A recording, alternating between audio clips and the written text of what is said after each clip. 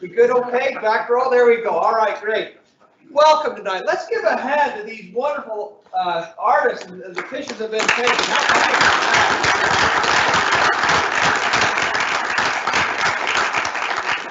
Those are all volunteer artists that have had beautiful opportunities to create great vistas and pictures of this treasure that we all gather together on behalf of tonight. Thank you for your participation, your interest in being here tonight. My grandfather's grandfather was the first one settled here in this Utah Valley. So I'm a fifth generation member of my family that's enjoyed and cherished Utah Lake. There's also a next generation and the next generation. So we have 7 generations now that have all participated and recreated, enjoyed Utah Lake. I was asked the other day what my vision for Utah Lake is. And my response as I thought about that, I thought about a hope and a desire to spend time with my great-grandchildren on the lake, enjoying the many things that all of us have a chance and have had a chance to participate with and engage, but also to see the wonderful opportunity to something that's wonderful better and see that become its best version. There's 2 things, 2 principles for my agrarian background. My wife and I, we used to love to run rivers. We love peaches. If you don't know anything about me, I love peaches. Just born and raised on a farm. There's 2 things that I learned. One is the law of the harvest. That what we put in today has a great impact on what's going to happen in the future and the need and how that can be sustaining. The other was the principle of stewardship. And so I want us to recognize and work together and recognize that we are all stewards. The fact that you're here, that you've taken the time to come out this evening to join this discussion, a discussion that I desire be civil, be fruitful, be respectful, in recognition, thank goodness we don't see everything the same way. Thank goodness. We live in a world oftentimes that talks about divisiveness and how polarized we are. In that, I see opportunity to end and come with a better solution, to bring the best that we have forward and come to the very, very best end result and outcome. And so with that desire, we've invited a great representation of the terrific mind trust, brain trust, I'll say, that we have experts from very, very diverse fields and professions. We're grateful to present that tonight. I'm first going to turn the time to Craig Christensen. Craig is the director of Conserve Utah Valley, a great group that's been organized, representing an important and key voice in our community today. So I'll turn the time to Craig. Thank you.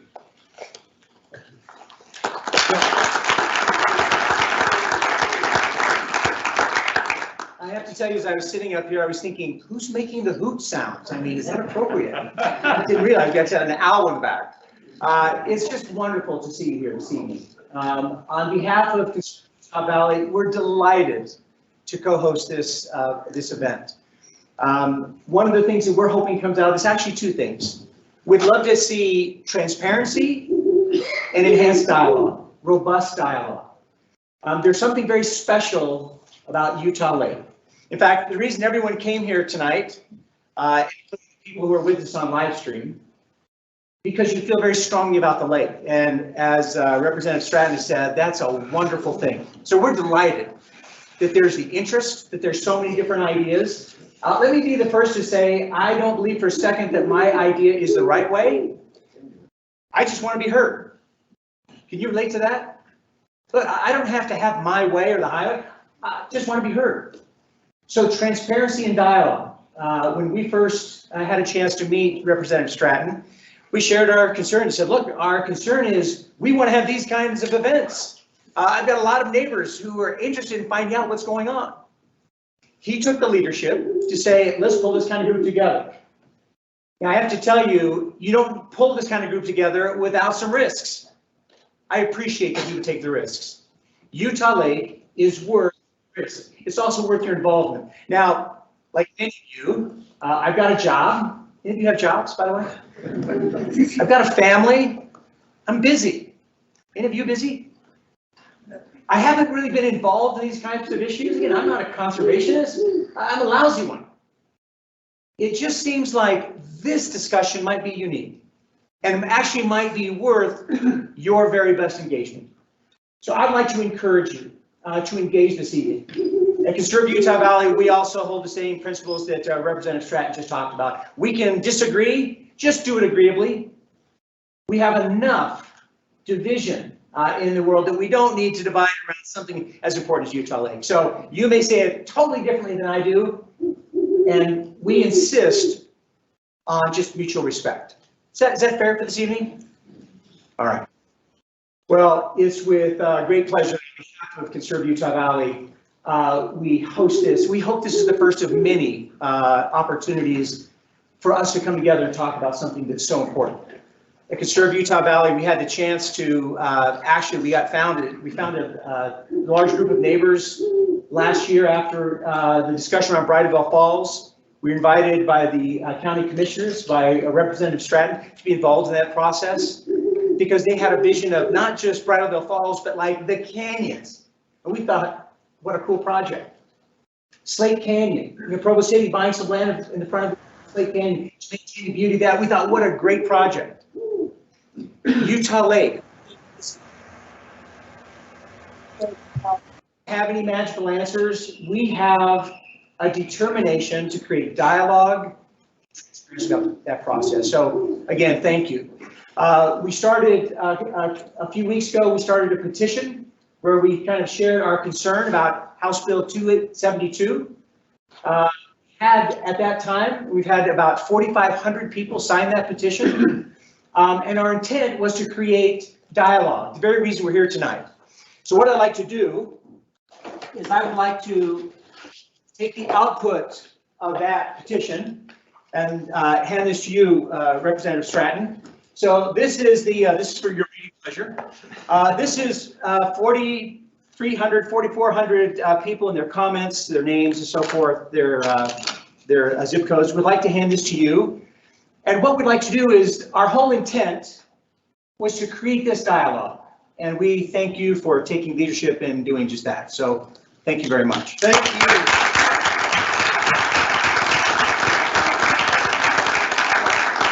How long did it take to gather these signatures? I think it was about 4 weeks. Thank you. I commend again all of you for stepping up and getting engaged. On behalf of my wonderful colleagues in the House and the Senate, accept this and commit to continue to engage in a very thoughtful, transparent. I love the word transparency. I love that word and what it means. Transparent and open dialogue. That's how we're going to get to where we need to be. The best version is only through that process. So thank you. Thank you very much. Thank you. All right, I'd like to introduce our next speaker. Our next speaker is Ben Abbott. Ben is an assistant professor of ecology at Brigham Young University. Dr. Abbott studies aquatic ecosystems with a focus on hydrology, nutrients, and algal blooms, all that stuff you know so much about. He's published over 70 peer-reviewed articles and dozens of book chapters and technical reports. He is particularly interested in the social and environmental sustainability, science communication, and exploring the religious and cultural basis for ecological stewardship. Let me turn the time over to Dr. Abbott.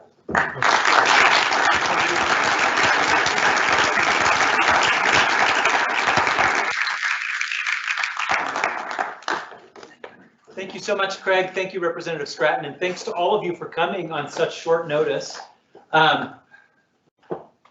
This is the place I'm supposed to stand? Right there. Okay, great. I'm offended that the owl was taken out. I was, I'll try to keep the cussing down to minimum so that it's owl approved. Now, I'm really excited to talk about Utah Lake, and I want to go over some of the history of the lake, some of its current status, its recovery, and the future of Utah Lake.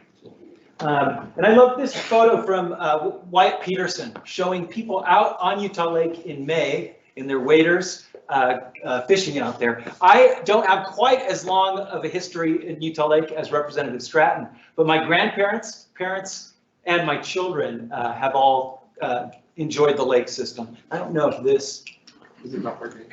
I'll just. Okay, great. Next.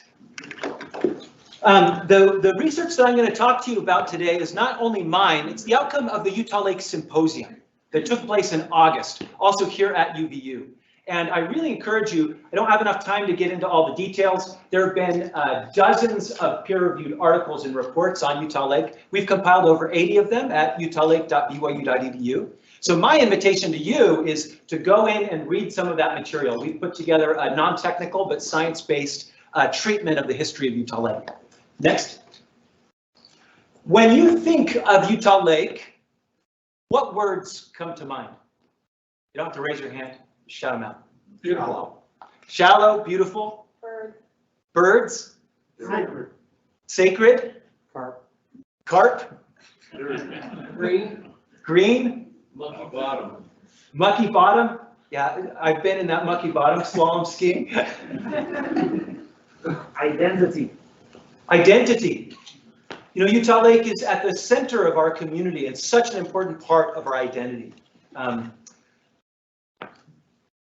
Next. Yeah, and dirty, right? They're problems with Utah Lake. So here are the 4 things I'm going to touch on today. First, the importance of Utah Lake. So Utah Lake is one of the largest freshwater lakes in the western U.S. The 3rd largest or 4th largest, depending on how you count them and what year it is. By surface or by volume? By surface. It's the centerpiece of Utah Valley. In fact, it's been the centerpiece of this valley long before it was called Utah Valley, for tens of thousands of years.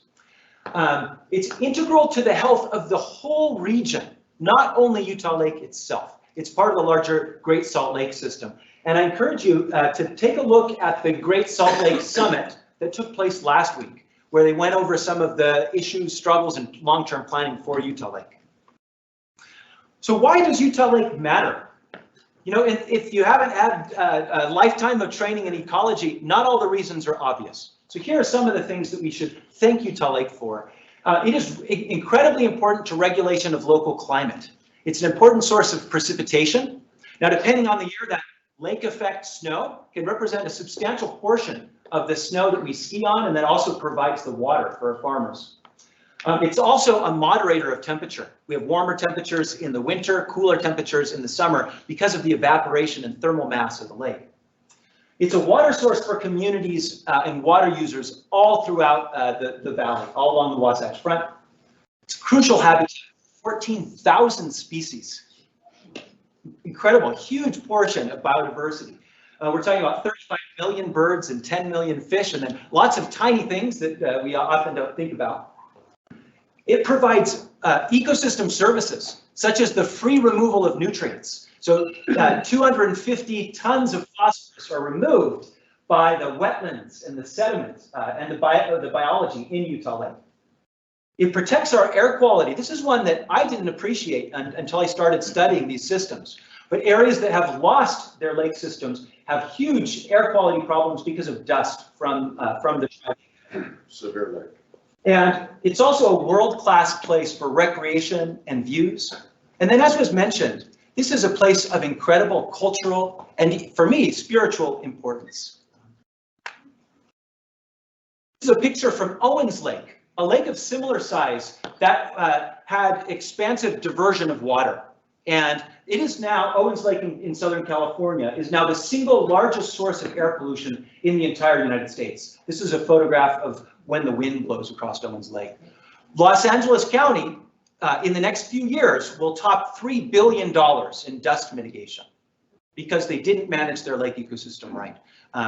Next. Here's a happier picture, the amazing biodiversity of Utah Lake. This is a picture from using data from the Audubon Society and others, showing the links of that biodiversity, not only important to this region, but the whole Pacific Flyway. And then on the recreation side, just this last weekend, my family went to Saratova Hot Springs up in the north. Beautiful, wonderful activities all around Utah Lake. And I encourage you to take a look at the Utah Lake Photography Club, either on Facebook or Instagram, if you're into social media. Amazing photos every day. You can just kind of go through these ones. Utah Lake is beautiful from every angle and in every season. It's almost, actually, I was going to say it's almost impossible to take a bad picture of Utah Lake, but if anybody knows Rick Egan at the Salt Lake Tribune, he has an ugly photo of a cinder block covered in algae that's used in almost every story about Utah Lake. Okay, let's talk about the lake's history. So the native peoples have been in this area since before Utah Lake was a thing. We now know that more than 20,000 years of indigenous history has taken place here. Now, 15,000 years ago is when Lake Bonneville started to drain out the north, and then changes in climate resulted in drying. So Utah Lake, Sevier Lake, which is usually dry, and then the Great Salt Lake are all remnants of that ancient lake. Now, in the 1850s, sorry, I just wanted to acknowledge the most recent native inhabitants were the Timpanogos Nation. So this is a photo of Chief Wakara, who was one of the 7 leaders at the time of European arrival. And then also I wanted to recognize Chief Executive Mary Murdoch Meyer, the current leader of the Timpanogos Nation. Now, in the 1850s is when the Mormon Pioneers first arrived in this valley, just a few years after arriving in the Salt Lake Valley. And really important things happened then. 1854, 1855, there were widespread crop failures. And it was the fish of Utah Lake that saved the pioneers, not only in Utah Valley, but those fish were transported all throughout the Mormon colonies in this area. Now, Utah Lake became a state in 1896. That's also around the time period that carp were introduced. They were intentionally introduced to replenish the fish that had been overfished in the past. Now, Utah Lake was considered sovereign lands under the Equal Footing Clause. It became a public trust for the people of Utah that should be held in permanent trust for Utahns present and future. All throughout the early 1900s, Utah Lake was a cultural center. This is the USS Showboat. There were multiple resorts around Utah Lake. This was a dance boat that would go out on Friday evenings and enjoy the lake. The darkest time for Utah Lake came during the Dust Bowl. In 1935, excessive water diversions resulted in Utah Lake temporarily drying out. Now, it's really important to put this in context. The current mega drought that we're living in is actually more severe than the Dust Bowl drought. However, wise stewardship of our water resources has maintained water levels, and so we aren't seeing anywhere near this level of disturbance. In 1972, there was a constitutional conflict. This is a doctored photo, of course. There's not actually an oil rig, oil derrick platform out on Utah Lake, but the federal government wanted to drill for oil during the oil crisis. And the state of Utah took them to eventually to the Supreme Court, defending that sovereign land right of Utah Lake. Not even the federal government can come in and take that over. Now, in the 1970s, we now know because of pioneering sediment work, there was an ecosystem transition from Utah Lake being primarily dominated by emergent vegetation to predominantly an algal system. And a few years after that, the Utah Lake Authority of 1989, no connection with the current bill called the Utah Lake Authority, was proposed. They wanted to completely rework the lake system, put a dike across Goshen Bay, build an artificial island and multiple causeways. Now, this was considered for multiple years, and some of the work was even mapped out and attempted. Very difficult to do that, and thankfully that was stepped back from. Instead, the June Sucker was listed a few years before that, and in 1999 is when the June Sucker Restoration Implementation Program was put in place. This began a period of restoration for Utah Lake. There have now been hundreds of restoration projects. And then most recently in 2018, HB 272, the Utah Lake Amendments were passed. And they created an alternative pathway for activities to happen on sovereign lands such as Utah Lake. That's one of the reasons we're here today. Just wanted to highlight some of the restoration efforts that are ongoing. And in particular, the June Sucker Restoration Plan, Utah Lake Commission, Utah Lake Water Quality Study. This is a multi-million-dollar study that's brought together experts to understand the lake system, generate a series of recommendations for continued wise stewardship, then specific projects down below. Okay, what about the current status of Utah Lake? Here are just 4 points. Habitat and biodiversity are increasing thanks to these restoration projects. The Hobble Creek restoration has been highly successful. Phragmites removal, carp removal has allowed a recovery of some of the species. And as an indication of that, the June sucker were downlisted from endangered to threatened this last year, a huge landmark. Water flow to the lake has increased because of cooperative agreements, mainly with farmers, but also with some cities as well. Algal bloom intensity, extent, and frequency are decreasing for the lake as a whole. We now have 35 years of satellite records, so we can look at that time period in the 70s and 80s where it was worse. We're starting to see recovery, thanks to the reduction of nutrients and the increase of water flow and other efforts. And then the fourth one is the public is becoming more aware of the lake. Though I put a thumbs down as well because persistent misunderstanding of the lake system still is there. I'm going to just skim through these and invite you to go to utahlake.byu.edu. But this shows Utah Lake's level compared to the Great Salt Lake, which is in a decline. We just broke the all-time record. Utah Lake in this study from last year was classified in one of the cleanest water quality categories as far as algal bloom intensity and severity is concerned. This is work from Sinead Tate, also independently done by Dr. Hansen, University of Utah, showing a decline in algal blooms in all the blue areas of the lake. Now there are still problem zones, including some of those that are most visited. It explains why Utah Lake is kind of a story of two lakes. Now thankfully, Utah Lake has healthy sediment. So we have multiple studies showing that the lake sediment is not contaminated, and very encouragingly, if you drill down, you can see the same levels of nutrients and other things deeper in the lake. So that's a great piece of information. And then, of course, the June sucker. So the final category, what are we going to be talking about in the future?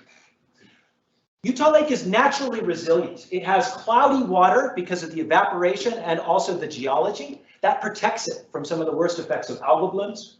It's naturally shallow, which means that it doesn't split into thermal layers. The wind is able to completely mix the lake and ensure that oxygen is present. So even when we have algal blooms, there aren't fish kills or nutrient release from the sediment. The evaporation in the lake bed constantly is causing calcite to precipitate out, which makes some of the nutrient in the lake unavailable for algae, another resiliency factor. And then finally, we have a population that cares about Utah Lake. Now, we need to be looking to the future because this is the area with the most rapid growth of anywhere in the United States. Utah came in #1 according to the census. Vineyard grew almost 9,000% from 2010 to 2020. And I encourage you to look at envisionutah.org. This is the county study of what that future is going to look like. The lake is going to depend on how we do that growth. The lake is also vulnerable because it has such a huge watershed. It's a semi-arid climate with a lot of demand for water. As I said, it's fastest growing area, and there's widespread misunderstanding of what Utah Lake is and could be. So I want to end with these 3 stories because we need to look at how people have managed systems like Utah Lake. Lake Balaton in Hungary is quite similar, a shallow hypereutrophic lake naturally, and decades of work have been done collaboratively to reduce nutrient flows to the lake, to restore native vegetation and fish, and they're seeing a rebound of this lake. However, Lake Taihu in China, also an analog. They've taken a different approach. They've completely modified the lake, extensive dredging, and they have ended up with multiple enormous catastrophes in that lake, including the shutting down of a water supply for over 10 million people. And then finally, the Great Salt Lake, which of course is different. It's salty, but many of the bays around the Great Salt Lake are very analogous to what we have. And this is a picture of the causeway, which of course split the lake into a northern branch and a southern branch. It ended up having unintended consequences that killed all of the brine shrimp on the north side, ended up causing this chemo stratification. And we ended up with the highest concentrations of methyl mercury for decades in the Great Salt Lake system. Thankfully, some of those mistakes are being undone, and Great Salt Lake can also have a good trajectory. So I'll skip over this and just end here. One more. There are good things in store for Utah Lake. The governor has announced $25 million in his budget, the most resources ever available for Utah Lake. This would allow us to expand and enhance the restoration efforts. The Great Salt Lake Summit was just held. Hopefully that's going to break down barriers. We don't always get along with Salt Lake Valley for obvious reasons, but we need to come together because it's all part of the same system. The Provo City Council, American Fork City Council have voted on resolutions to encourage science-based collaborative management of Utah Lake. And finally, this summit, I think, is such a good sign of what's to come. So thank you very much for your attention.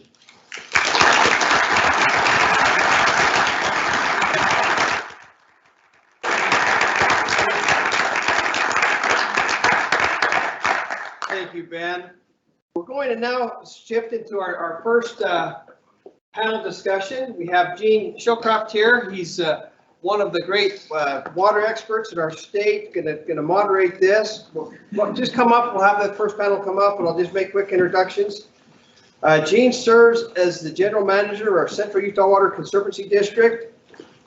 We have Keven Shurtleff, PhD, MBA, Utah Valley University, chemistry. Richard Mickelson, District General Manager, Timpanogos Special Service District, and Richard Allred, Public Study Case. So come on up, gentlemen, and we'll turn the time to you. Thank you. Let's give them a round of applause.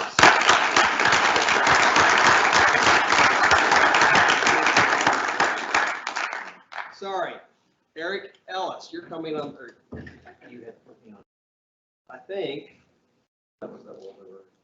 That is correct. Is he in the other one? No, he'll be in the next one. Okay, Yes, thank you. Okay, wonderful. Well, thank you. It's an honor to be here with you this evening. And as was mentioned, this we'll be talking a little bit about water quality and algal blooms.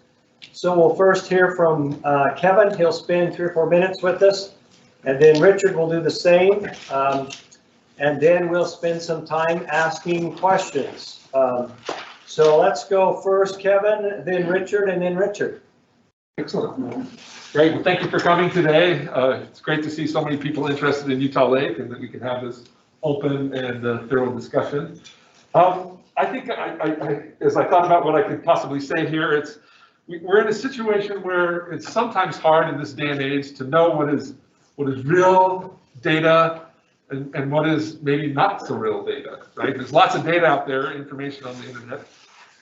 And so I was just going to give you just 2 or 3 tips on how I decide what's real data and what's fake data, or maybe misconstrued or misunderstood data. Alternative facts. Alternative facts. That's what we call it today. Yeah. So what I first do is first thing I do when I look at data or I gain information, no matter where it's from, is I look at the source. So that's really important. Right? Some sources are definitely more trustable than other sources.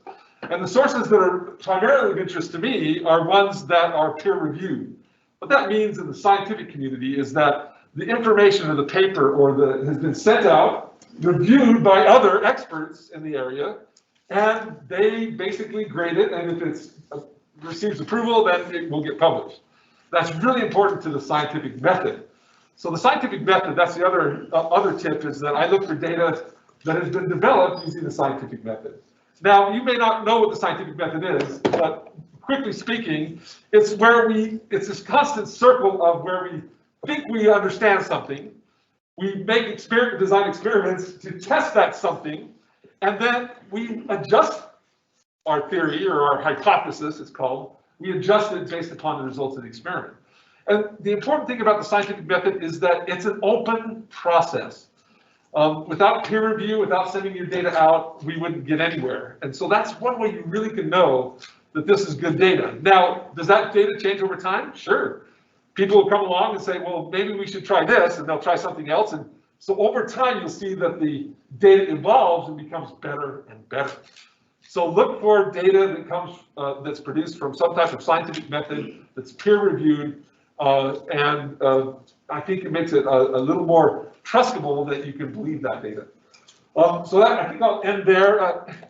Ben, did you have any other thoughts? I had another one. I can't remember off the top of my head what it was. There was another thing that I look for. The most thing is transparency. The most important thing is transparency. That data is looked at. Oh, the third thing is replicated, right? So if someone publishes some data, an experiment they did, an observation they made, and I can't go do that experiment and get the same results, then you know right there that that's probably not good data, right? So anything that's done in secret and it's not transparent is a good indication that the data isn't good. I'll leave it at that. There's lots of data we can discuss here. I mean, Ben showed a lot of data, but those are some keys in this day and age how you can determine good data from not so good data. What is an emergent truth? What's an emergent truth? I don't know off the top of my head. Thank you. I was thinking emergent growth, which is what it used to be. Thank you. Are you gonna steal my? Oh, yes. My name is Richard Mickelson. I'm the district manager for Timpanogos Special Service District. We provide cleaning sewer water for northern Utah County. We cover from Vineyard all the way over to Eagle Mountain. We do about 20 million gallons a day. So what does that mean? That means if we weren't here cleaning your water, we would need 5 to 10 times the footprint to do it, and we take 30 days through a lagoon to clean your water. So we do it in 24 hours. That's what we do. And then I've got this video right here. I think this is self-explanatory. Check out, we'll see how it works. It's good data. Is it from a reliable source, a trustable source? That's the question. Sorry, I turned off the sound temporarily because it was making that dinging sound. I apologize for that. So let's try this again.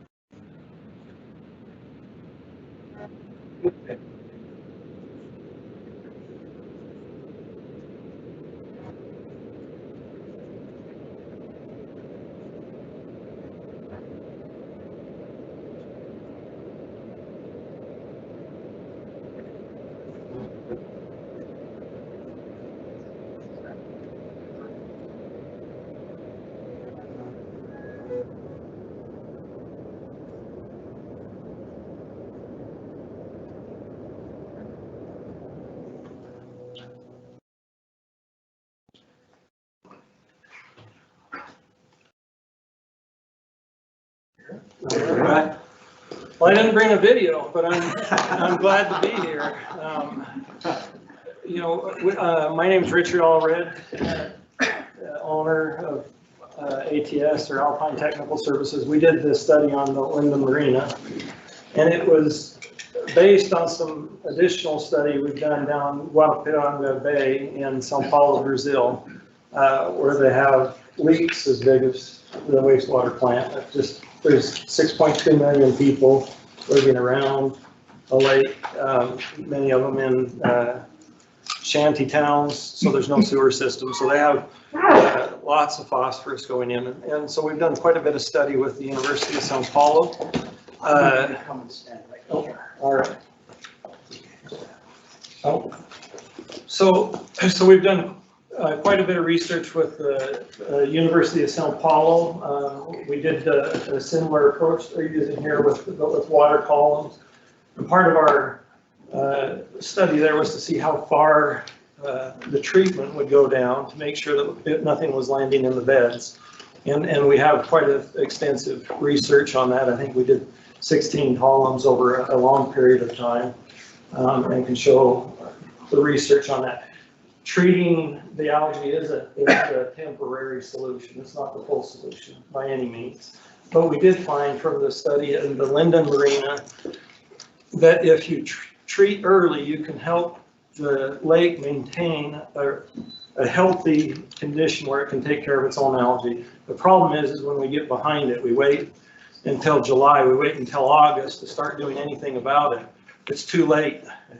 You know, it's just, we're here with masks now, and everybody's been excited about how do we take care of COVID. We shut everything down, but we haven't done the same type of things with lakes, and water is still a bigger killer worldwide. So I've done studies down in Brazil.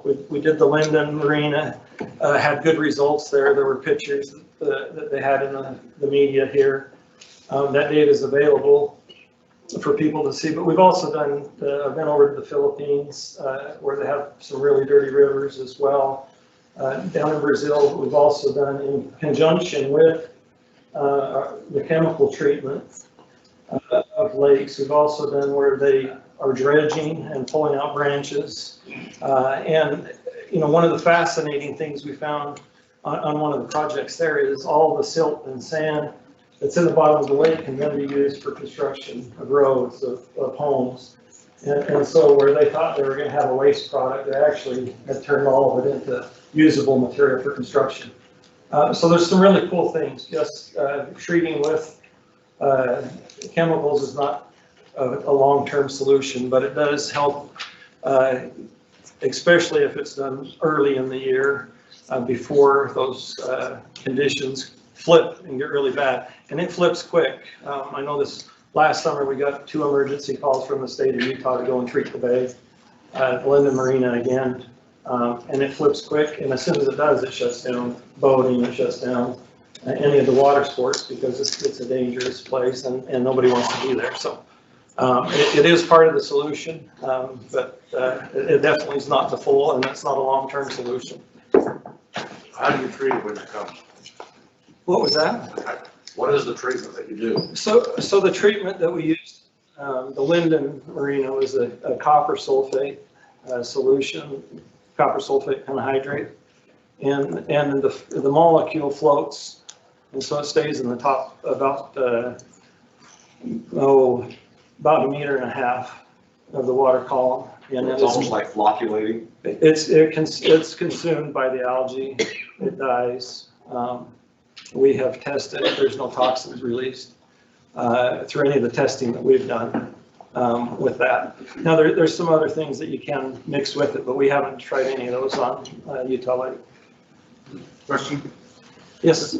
You say just copper sulfate at this time. You haven't tried any other of the many algicides you might consider? Would you repeat the question? Yes, he was asking if we've only tried copper sulfate and not any of the other algicides at this time. And the answer on Utah Lake, we have not. We've used algicides on other projects in Utah Lake. You know, part of it, I live here, water ski here, you know, want to make sure you're not putting something in the lake that's going to harm people. And so there is care taken in it. We have used nanobubbles in other water bodies here in it,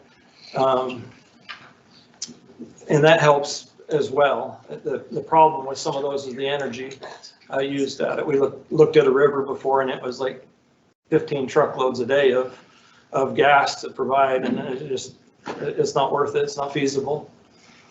I can add to that. There was a couple of students from American Fork High School that did one in American Fork Marina, where they tried a different type of biocide and had some pretty interesting success with that.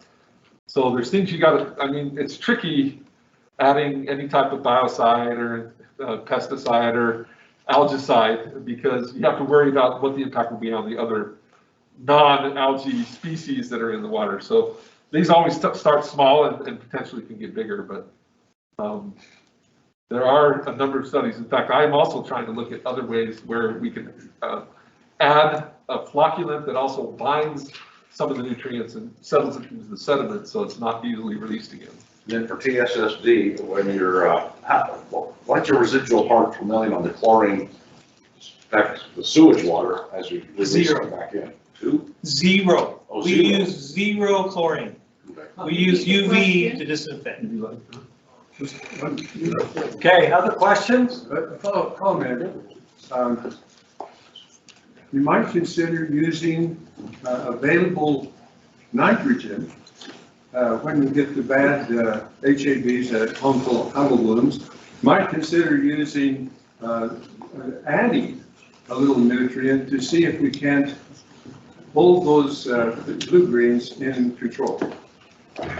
So this shows you that in science, we don't always agree, right? Which is why we present our data, we discuss it, we go do more experiments. It's a big circle of trial and error where we try and refine it.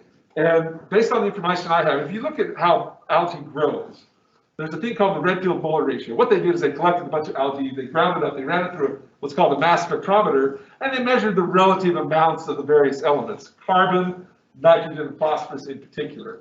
And so they got this molar ratio, sorry for the chemistry lesson, but molar ratio just means kind of a ratio of the amount of each of these. And for algae, the empirical formula for an algae, it's 106 carbon, primarily from CO2 or some type of carbonate. It's 16 nitrogen and 1 phosphorus. So adding nitrogen, if you're nitrogen limited, it's actually easier to prevent growth because they need 16 times more nitrogen than they need phosphorus. So our water bodies tend to be very heavily concentrated in phosphorus. And so trying to reduce that becomes very, very difficult. You got to get to very, very low levels before you become phosphorus limited.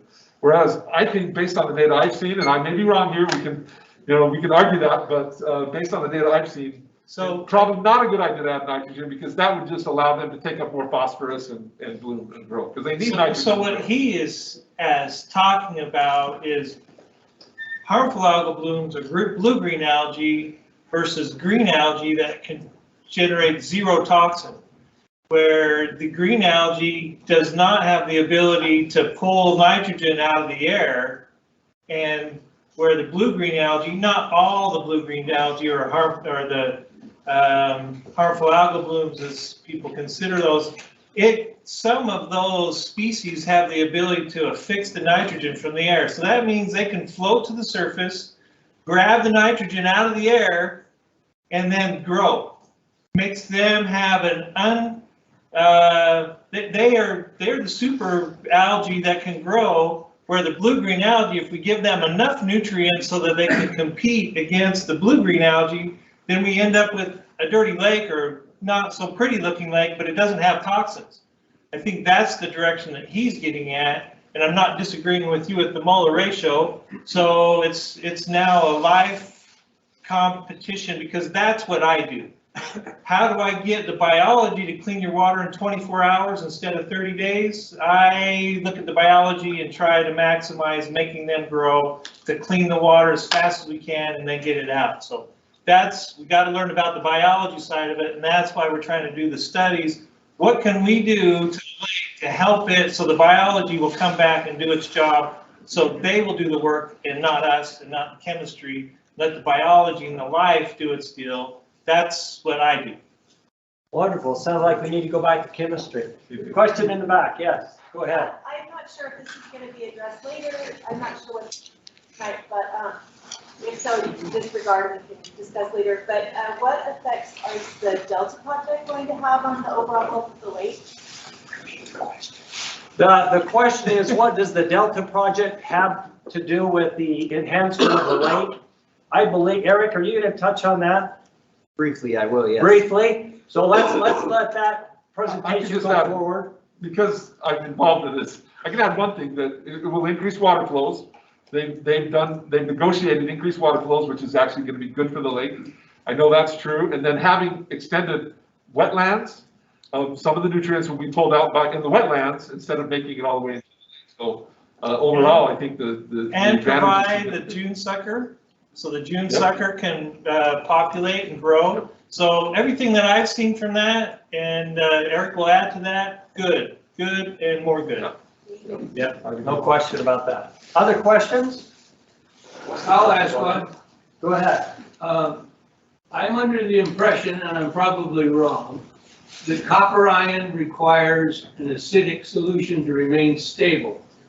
I believe the lake is somewhat alkaline. Does it remain as a copper ion, or is it some other species? Right now, our testing shows that it remains as a copper ion. The lake's just kind of at least at the times we've treated it, it's just right at that level. If it were to go higher, then we'd have a problem, and it wouldn't be a good solution. Yeah. Copper hydroxides are not soluble, by the way. That's it. Okay, I have a question for Kevin. How do you go about determining who does a peer review for you? Typically, when you submit a scientific document or a journal article, they pick the peer review. So that's an important part of it. The peers have to be independent. Correct. So you never send your information, your data that you've gotten from all your experimentation and observation. You never send that to someone you're paying to review it, right? That just violates the whole concept of transparency and That's independence. paying you, Huh? that's paying you to do the work, you don't send it to them. You don't, You don't send it to and your you don't send boss. it to people, they don't send it to people who they're paying either, or who you pay. Yeah, so it's, Right? that's for the It's basically, transparency. they're volunteers. That's consumer reports. Almost all scientists, if you're publishing, you're asked at times to review papers. Okay, And if there's a conflict of interest, then you say no. gotcha. Question up here? Yeah, go ahead. Yeah, I was just gonna ask, you talk a lot about restoring Utah Lake, and I'm just wondering what you're restoring it to. Are we talking about right before the algal blooms start happening, or towards a more macrophyte based ecosystem? Great. The question is, we talk about restoring Utah Lake. We are restoring it to what? Yeah, that's a great question, and the definition varies. So right now, there's the Utah Lake Water Quality Study that's on right now. And there's a science panel, and we've spent the last, Eric, since 5 years, 6 years working on this, and many hours, lots of reviewing on that. And the question I asked is, how clean is clean? And I asked that question, and I'm still waiting for that answer, and we're still debating it, and we don't know what that is right now, so. So at least I don't know what it is. Restoration seems to suggest you're taking it back to a previous point in time, right? And so the best indication we have of what the lake was like is from sediment studies that have been done. You can go read those. And that's how we know, like in the 1970s, it switched from benthic growth or bottom growth that's emergent, it switched to more cyanobacteria growth, which we see today, and which looks great. And that's part of what the professor is talking about, is to reproduce the work. So, and doing the sediment studies that the core testing that he's talking about, those timeframes change as they look at the data, and that's part of evaluating the data. So I would take do we have a definite date of 1972? I think what happened in 1972 was the Clean Water Act, and so I'd like to see. I'm sorry if I thought you thought I was being specific. No, I wasn't. The other thing about restoration is, that's why Ben had said, and if you look at the history, the best that we understand it at this point, Utah Lake has always been shallow, it's always been cloudy or murky because of evaporation caused sedimentation. So it really comes back to, what are we restoring it to? I don't know, if you talk about the whole lake, certainly there are not islands in the middle of the lake, so that couldn't be considered restoration.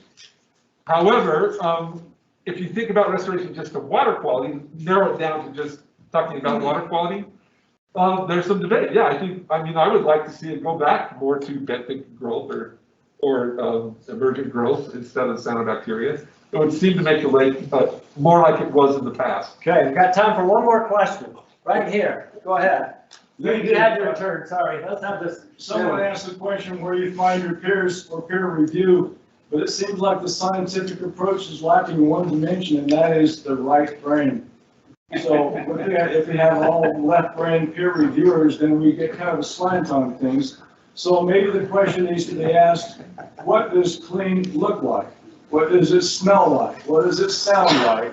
And when we look at the history of the development around any lake, you find people talking about the view, about how they like to be able to sit near it, how they like to be able to walk around it, they like to eat next to it. We need to get a little bit more of the right brain approach to look at this with transparency. And I'd like to address that because again, everybody needs to engage in this Utah Lake Water Quality Study.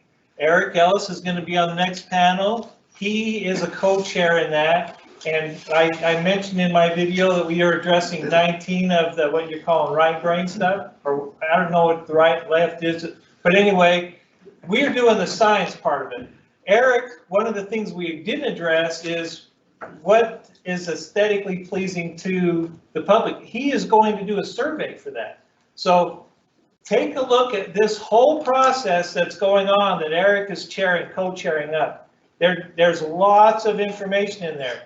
I've opposed it from the beginning because he's going from a narrative to a numeric value. And I'm saying that with respects to what's happening to Montana, that's causing some legislative concern. But I'm on the committee, and so I'm going along with the process. I'm going through all that, and we're going down that road. So I am going to participate in that detailed process, and having everybody else participate would be fantastic. Okay, so Eric will tell us how to do that in just a second. One quick comment, then we got to wrap it up. Okay, the one thing I would suggest, we need to look at it and get the data, but we also need to take action. We could study this forever.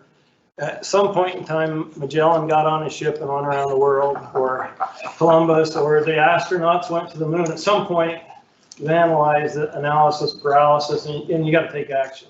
Okay. And that's probably my biggest concern as a citizen is, will my grandkids or great grandkids see any improvement? Are we going to still be analyzing the process to see if it should happen? Okay, let's give these gentlemen a hand. Thank you.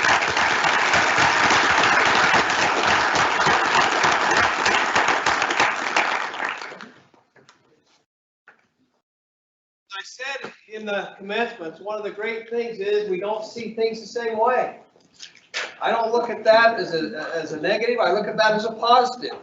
Different points of view will certainly lead to the best solution as we work and listen, gather the information in clarity, transparency, and have the discussion that's needed. Based on that last panel discussion, I think I'm just going to call a little bit of an audible and get our next panel up here before I talk about a few minutes legislative process, so forth. I think that'll inform that next presentation. So we're going to turn the time to Danielle Larson. Daniela is going to be the moderator. She is the executive director of the Hutchins Museum Institute. The wonderful display back here that the owl, I sent her a text. Daniela, I miss the owl. We need all the wisdom we can get. But we appreciate that. And right there, we have our good Commissioner Bill Lee here, Utah County Commissioner. We have Curtis Blair, CEO of the Utah Valley Chamber of Commerce. Jeff Hartley, spokesperson for Utah Lake Restoration Project, as well as John Benson, President and COO of the Utah Lake Restoration Project. Let's welcome this next group. Thank you.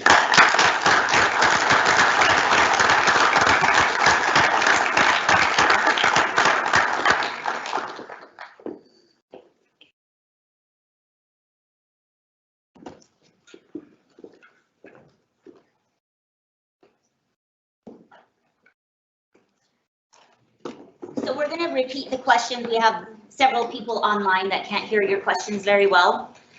So actually, if somebody asks you a question, if you can make sure to state it again. Like Representative Stratton said, we're the Hutchins Museum Institute in Lehigh. We've been working on the lake for a really long time. Back in the 1930s, John Hutchins started an oology study out there. And if you're like me that didn't know that word before you first came across it, that's eggs. So back there at the exhibit, you can see some of the samples and things of eggs. So we've really been studying the lake for a really long time. And the work continues to go out there. We partner with the Division of State Forestry to and fire to an 80-acre field station out there on the North Shore. And I'm excited to see that there's so much interest because we would love everybody working out there to help plant trees and restore habitat. And there's a lot of great, projects, and caring about the lake is more than just the legislation. We just really invite everybody to get their hands dirty and get in there and help restore a lot of the things that are going on out there. We're going to give everybody like 4 minutes just to introduce who they are, and then I've got some questions for them, and then we'll take some questions from the audience. We'll start with you. Yes. Okay, so my name's Eric Ellis. I'm the Executive Director of the Utah Lake Commission. The Utah Lake Commission was formed back in 2007. There was all kinds of diverse projects happening on the lake, and the goal of that commission was to unify those efforts so that we could coordinate and carry out projects in a reasonable and methodical way. We created that commission and created a master plan that would focus on collaborating efforts to increase and improve access to the lake, working to increase awareness that was talked about earlier so that perceptions could evolve and improve over time, implement and encourage restoration, conservation projects that benefit water quality, the shoreline, and the lake as a whole. And lastly, to develop multiple use amenities for this generation and generations to come. Over the last, since the creation, this commission has accomplished great things. A couple of those projects that I was asked to talk about, Carp Removal. This is a June sucker recovery implementation program initiative. The Utah Lake Commission helped find the funding through the state for the first 6 years. That project has been hugely successful. The goal was set, remove 75% of the biomass of carp in the lake. That goal was exceeded. It hit over 80% at its peak. Now we're staying steady at about 75% of that carp biomass removed from the lake. There are some looming issues associated with that. Maintaining that carp population is not easy. So we're looking to make sure that we keep it that. Funding has not been secured yet, so we're working hard to make sure that we keep that carp level down. Phragmites Removal. This is another project that the commission has worked diligently on since its inception. It started really small. We did little pieces of the shoreline, and today we're able to treat the entire shoreline every year and not only remove the invasives along the shoreline, but also little by little we're starting to see areas where we've knocked the Phragmites or the tamarisk or the Russian olives down enough that we're starting to be able to do proactive restoration work. And we're also seeing native vegetation coming back in areas where it just was naturally there in the seed bank, and we're seeing great results. The June sucker program. Ben hit on this a little bit earlier. The June sucker program has reached a great milestone this last year. The June sucker went from an endangered species to a threatened species. That is a monumental endeavor and required decades of work, not just the most recent work to remove carp and some of these other individual projects, but that required a ton of planning. We have a lineup of some of the champions of that project up here in the corner. And it's something that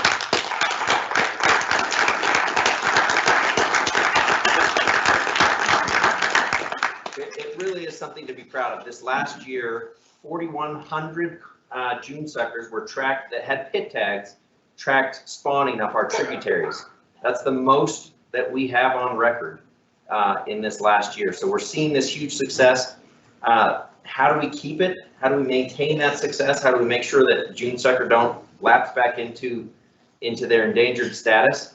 The Provo River Delta project that was briefly discussed earlier is intended to provide that lasting impact. It might not be the silver bullet, but it is intended to provide habitat so that when Provo River spawning takes place, which is the major tributary, those young fish have a place to grow and find refuge in the delta area that is a historic delta on the lake that is being recreated so that they can grow and be substantial enough that when they hit the lake, they can avoid the predator fish that are out there. We have invasives in the lake, northern pike, and we have carp that cause problems both for habitat and for predators of that fish. So We're working hard to make sure that that maintains. This last year, the Utah Lake Commission was able to secure $27 million for Utah Lake-related projects that include marina enhancements and shoreline restoration, the Wacara Way project, shoreline trails, and some of these short-term algae treatments. This was only possible through seeking large grants from the state appropriations. So our state legislators were a major part of that. DNR's Watershed Restoration Initiative, the Department of Agriculture's Invasive Species Mitigation Program, the state motorboat access grant, and then we also had private donations that came to the table. We've done great things on Utah Lake. There's still a ton to do. The lake is vast and our budget is limited, so be patient. Thank you.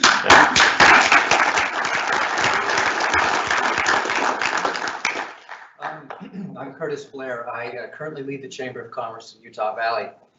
We're a regional chamber, and so our business members comprise of about every industry and every size, from Lehigh to Santaquin. And we were the entity that commissioned the work to join in partnership, Envision Utah, Kim C. Gardner, city councils, and others, to craft and formulate what plans we might put in place in the next 10, 20, 30, 40 years. So when you see heat maps and growth areas and potential scenarios, that's the work that culminated in what we call Valley Visioning.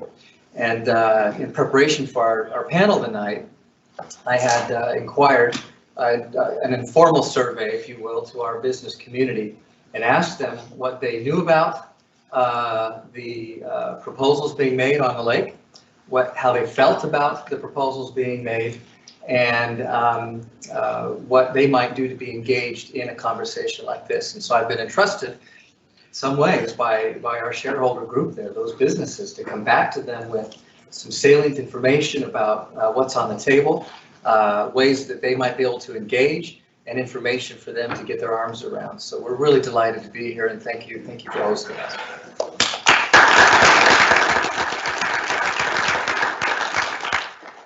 My name is Bill Lee. I'm a commissioner, Utah County Commissioner. And first off, thank you for being here. This is a great group to see. A little on a personal basis, I use Utah Lake. I've been on the lake, I've sailed on the lake, camped on the lake, saw the fireworks from the lake. Love Utah Lake. It is a gem that I think is just unheard of in our area. I love what it offers to us. And in some ways, I was telling someone that came and visited with me, I'm glad that so many people don't know about this great gem, because I can get out there and I can sail around and no one's there. It's amazing. It's like to have a lake to yourself. But with that, talking on a perspective for the county has put millions of dollars into projects around the lake, from Saratova Springs, American Fork, the Vineyard, Sandy Beach, Lincoln Beach. We've even bought property clear over on the other side on the Knowles project over there. We have that property so that people can access the lake, because that's one thing that I've noticed is that different than from back east and major lakes that are around there, most people like to live around the lake, but for some reason everyone likes to live on the mountains here in this area. And that's just the way we are, I guess. The lake is something to be viewed, but it's a little bit different. But I love Utah Lake. I'm for anything that will help it and enhance it. We do mosquito abatement as a county there on the lake. We'll work with the Phragmites, our public works. We have things like mash monsters and everything that go out there. And it's amazing to watch and see, because I call the Phragmites the devil weed. I don't know if you know that or not, but it is a devil weed because of its, the way it just kind of folds in underneath with the roots. And so we put a lot of effort, a lot of time, and a lot of money, and we're finding a lot of good things about what can be done. We know that cows during certain periods of time, they love it. They'll just chew it right up. Therefore, the Wacara Way, which we were a part of and trying to help out there with that project. And they're doing marvelous stuff, which will help. We know that there's infiltration that comes into the lake too. There's some sediments that are there, obviously. There's nutrients. There's some nutrient loads that are there on the lake. And I don't know how many of you are from Utah County or know about Utah County, But I'm impressed that there are cities now that are around the lake that are starting to embrace it, and to embrace it as the gem that it is. I think hopefully gone are the days when we view Utah Lake as the dumping ground. That should go away. It should never be the same again. We should always be viewing this as a wonderful gem in our county. It sits right in the middle, and we need to find ways to preserve it, enhance it, and help it become even better if possible. And I'm all for any type of ideas that will promote us and propel us into that future. So thank you for being here.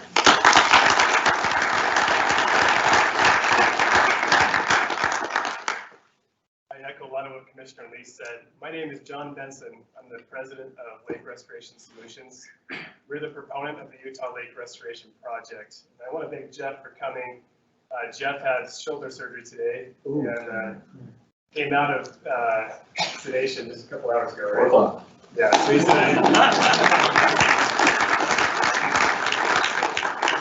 not dressing up. That's not going to be possible, but I'll be there and we'll support the team. Just to introduce myself a little bit, I grew up in Utah, born in Bountiful, Utah. My wife and I, we live here in Utah County.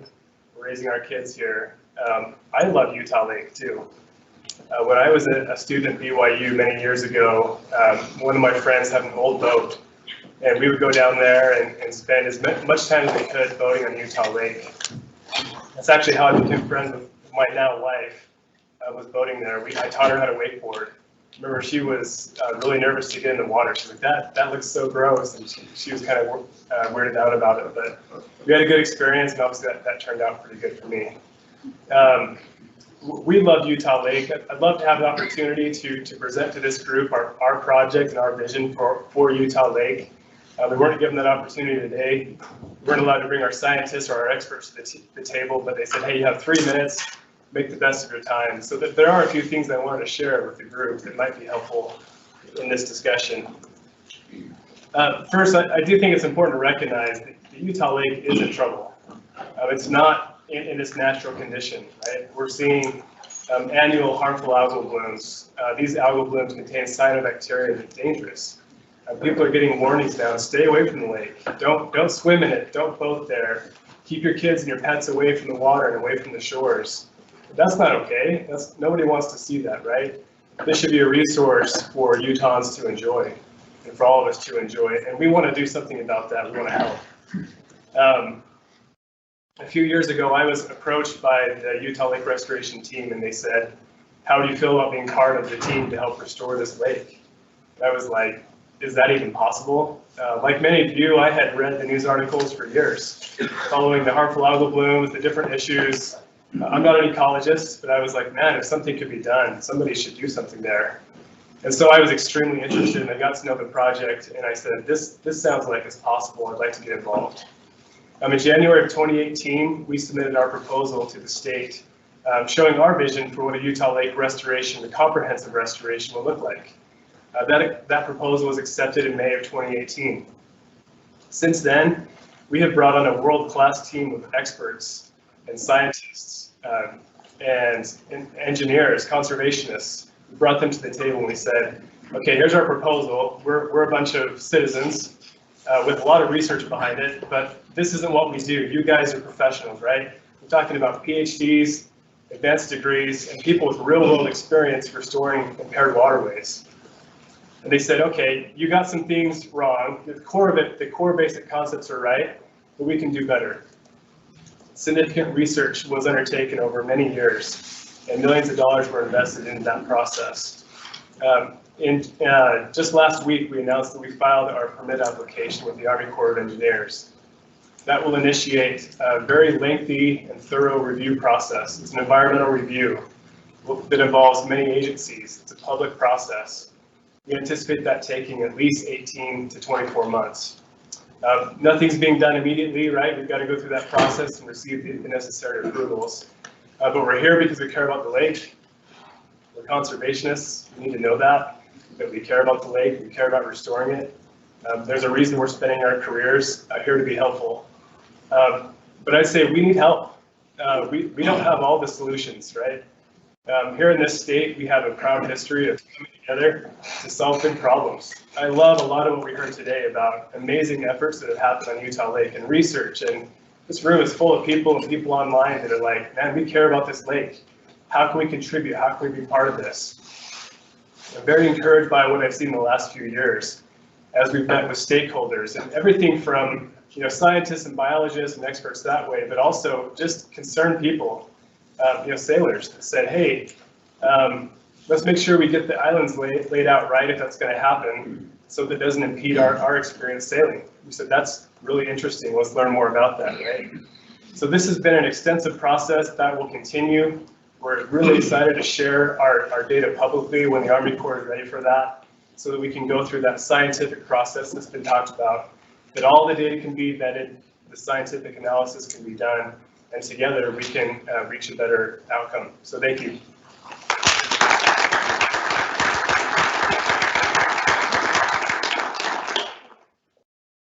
I'm Jet Hartley, my throat's a little rock because they tubed me. Doctors in Maine. So I appreciate being here, and I wasn't going to miss it because we weren't always going to be here, and Representative Stratton agreed to let us come and at least say something, which was nice of him to do. But I want to highlight a couple of things that have been said. First of all, I'm not an ecologist. I don't have a PhD. I have just a lowly bachelor's degree, and it's in the social science. So, I don't know much. But what I do know is I've worked on the law and on federal and state policy regarding land and water and minerals for 25 years. I've seen a lot of projects, and I know a little bit about this space. I know a lot about Utah Lake. I went out to high school. I skied Utah Lake almost every day the spring of 1986, after school almost every day. I live in Alpine. I've been in Alpine for 16 years. I haven't put a boat on Utah Lake for 10 years because the last time I put on, my boat got stuck. I had 2 waverunners pull me out of the sand, and I was in a designated channel that had been dredged. So now I go to Deer Creek or go to Georgia National Parks. Like everybody else, I love Utah Lake. I also understand a lot about the policies and the history of Utah Lake. And I understand a lot about what's been the current way of discussion, and probably why a lot of you are here. So I want to just highlight a couple of things. I appreciate that Mr. Christensen and Representative Stratton and Mr. Abbott have all talked about transparency. In fact, I think Mr. Christensen mentioned it 4 times. I just want to make a statement about transparency. Last summer, UVU hosted the Utah Lake Symposium, and there was a lot of discussion in that symposium about the lake restoration project. We were not invited to participate in the symposium. We were there, I was there, I watched it, but we weren't allowed to speak and provide the other side of the argument. In recent meetings in Provo City and in American Fork City, those city councils they've had presentations by Mr. Abbott, and then they've held a vote to criticize the project that John and I are working on and others are working on. But they did that without hearing from us. They didn't let us make our presentation and tell them what actually are the facts behind our proposal. It's not very transparent. We weren't invited to this when it was organized, and until we spent the year with Representative Stratton, he agreed to let us come. That's not transparency. So let me give you a couple things. Write these things down. I'm a little loopy. I'm struggling with the anesthesia. Write these things down. Write down environmentalscience.org, and that should be a website hosted by a bunch of scientists that will describe the process under the National Environmental Protection Act, NEPA. Okay, environmentalscience.org. Now write down geosyntec, Geosynt, geosyntec.com. Look at the people that work for geosyntec.com. They have over 1,600 employees around North America. A third of them have PhDs. The others are professional, accredited engineers, environmental engineers, and other professions. Look at the personnel that are there. They are the contracted entity doing the work for Lake Restoration Solutions. When you hear things like there's no science behind this proposal and they don't have any scientists working for them, that's a patent lie. You can't say it any other way. It's just a lie. It's not true. Look at geosyntech.com and then look at swca.com. swca.com. They're the local entity, the local engineering, environmental engineering firm that we have hired. They're one of the best in the state. We have good ones in the state. They're one of the best. Their personnel are working on our project, and they have PhDs, and they have advanced degrees, and they have accredited engineers. When you hear there's no science behind this project, that's a lie. When you hear there's no scientists working on this project, that's a lie. So when you hear about transparency, I question a lot of the non-transparency that's going on. We welcome the opportunity to tell you what we're doing. We've done it lots of times. We have lots of events, lots of forums, and we will have more. You'll hear about it. Finally, I'm going to talk about NEPA, the National Environmental Policy Act. I can't imagine that any scientist worth his salt in this country doesn't know about NEPA. And you didn't hear it mentioned here once before this panel. You didn't hear it mentioned once when they presented to Utah County, not once when they presented to Provo City. They don't talk about NEPA. Let me tell you why you need to know about NEPA. Anybody here who wants to make any comment, whether it's an emotional comment, an opinion comment, a theoretical comment, or a scientific comment, or backed by scientific data, will have the opportunity through the NEPA process to provide that feedback. And by law, under that law, the federal agencies that we have to petition for a permit to do the work we're going to do, the Army Corps of Engineers and EPA, U.S. Fish and Wildlife Service, by law, those agencies must consider those comments. You won't be ignored. What John said we filed a week ago was the initial permit with the Army Corps of Engineers. That application is a starting point of a 2-year process. It'll cost us over $10 million of science and engineering and modeling to show that we won't cause harm to the environment through our proposal. And if anyone here thinks that the Biden administration, EPA, is going to greenlight a project that would harm the environment, you're crazy. They won't do it, okay? We are in an environment politically of a very serious science required to do a project like this, okay? So through the NEPA process that we just started, there will be the public engagement meetings and public comment periods in various stages where you'll have the opportunity to give your input. EPA and the Army Corps are required to look at alternative science, contradicting science through that process. None of that is being silenced. None of that can be silenced. By law, it's such a transparent process. It's amazing to me that anyone would say that what we're doing isn't transparent. So that's just started. The permit application that LRS filed 2 weeks ago, 10 days ago, it's over 500 pages. And there are over 100 pages of citations, excuse me, to peer-reviewed science. Okay? If you look at geosyntech, don't take what I'm saying at face value. Look at geosyntech. Is that 5 seconds or 5 minutes? Minutes. Okay. Jeff, I'm done. these are some of the questions that we're actually going to address the panel. Oh. So do you Let mind? me finish the sentence. Okay, just a sentence. And then I'll get my soapbox. Again, I'm a little bit edgy because they said that the medicine makes you angry when you go to surgery. I was already angry, so if you look up geosyntech and look up a guy named Rudy Bonaparte, okay, Rudy Bonaparte, he's a PhD scientist. He has over 7,000 peer-reviewed publications. He is leading the effort on the geosyntech team for what we're doing. He's worked on hard water projects on every coastline in this country, all over the world. Those are our experts. I'll stop talking now. Thank you. Thanks, John. So some of the questions that have been submitted are a lot about like this process. So Eric, maybe I can start with you as far as how the process goes, and if you could talk to, we usually teach 5th graders, so we have to make it so that it's understandable by people that aren't necessarily PhDs and live in the world of a lot of the jargon that is often used, because a lot of people aren't familiar with what the process is. And so can you explain a little bit about what that is and what needs to be met before anything can go forward?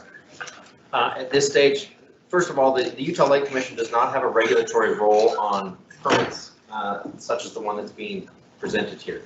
The Division of Forestry, Fire, and State Lands is the lead agency from the state that will conduct the review process for the permit.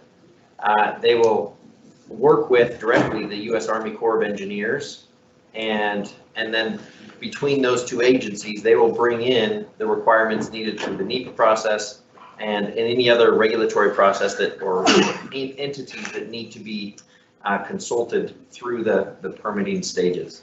So I'll leave it at that. Great. Second grade version. Perfect. Are there any other comments from the panel about that process of how the communities are going to get to participate and public input? Can we talk about the number of federal and state agencies involved and local government involved in that? Yeah, so we have a running list of agencies we need to interact with. I think the latest count was over 50 agencies at the state and federal level. Some of those are also local stakeholders in cities and things, but it's a lot, right? And that's a good thing. I mean, we talk about transparency. That's great. Everybody who cares, who has a voice here, should have an opportunity, right? And those agencies in particular have a specific role and expertise in reviewing applications, looking at the science, closed doors. When the Army Corps deems that application complete, which is what should be the next step, that's released by the Army Corps to anybody who's interested. Question. Thank you. We'll take questions at the end. They might be addressed here. Go ahead. So the process is what it is, and sometimes you like it, sometimes you don't like it. But I think there's one key process that needs to be talked about here, and that is we do have different sides that are viewing this. Is the process going to be collaborative with both sides sitting at the table and having conversation? I think that is the process that we need to have, and it needs to be one in which we ferret out the best ideas and the best solutions. And so I've already asked one side if they would do that. They said yes. I would hope this side would do the same with a yes on being together and be collaborative with the process. Can I just make one more comment to that? I think we've been trained, and maybe COVID has amplified this, right? Where it's like everything is team A versus team B, right? And it's everything, right? Science, masks and vaccines, and it's like, okay, we're not in a global pandemic when we're talking about the lake, right? That we are in a pandemic, obviously. The lake there's some time here to figure this out and make it and get it done right. We don't need to rush to team A for team B against. We're Team Utah Lake. I think everybody here is Team Utah Lake, and we would invite people to be part of that team. What we've seen is as we've collaborated with people, the plan has gotten better and stronger, and we hope that will continue. Thank you. You may have heard it said that, cities and towns that have water have lots of problems. Cities and towns that don't have water have one problem. So we do need to work together on solving this as a team, as a united county, and we're again appreciative of gathering this panel together. Can you maybe address some of the economic concerns of the businesses and things in the area? Well, yeah, I mean, you've concerns, challenges, opportunities, depends on who's benefiting. And, as I visit with our business community, there are those that are developers and those that are citizens and hoping to, use the lake, that don't live near the lake. There are those that are right on the shore that will benefit differently from tax dollars and private investor money. And so, we need to take a look at, what I think we can all agree that we want the lake, to be a destination place, a place where we can safely, recreate. How we get there is going to be the challenge. And I think at the end of the day, when we talk about challenges, economic challenges or economic opportunities, we would hope that all of that can be accomplished without sacrificing, the sanctity, the value, the nutrient-rich treasure that the lake provides our county. Thank you. Let's see, I think, how much time do we have for questions? But how much time total do we have? We'll have questions after. Okay. So I think the panel's wrapped up, and then we'll go ahead Yes. and go to the next, and then just stay close, and we'll continue with questions. Sounds good. Okay, yes, let's take some questions. Yes, there's been a lot of talk about transparency.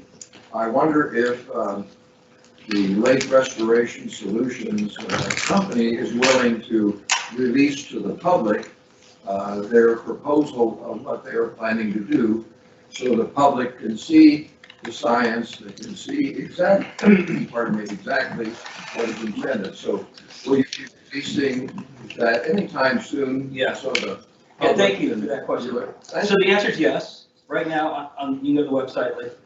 LakeRestorationSolutions.com. And that's been there for 4 years. That was what we initially submitted to the state of Utah. It's a 250-page document that's now on the HEL's website. And you can look at it's a high-level introduction to the concept of what we want to do.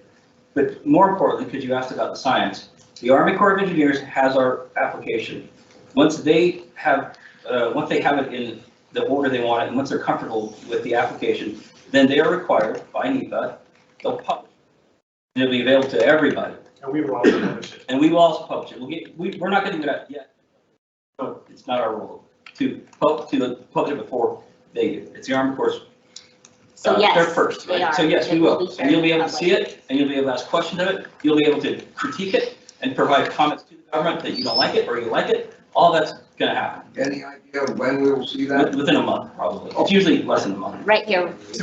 One more thing, that is actually controlled by the Army Corps, so Yeah. we don't know, we hope it's sooner rather than later. That could be as fast as a month, yeah. I personally am a representative of the indigenous culture of North and South America, including Central America. And I'm also with the Salt Lake Interfaith Forum, as well as the Utah County Interfaith Program.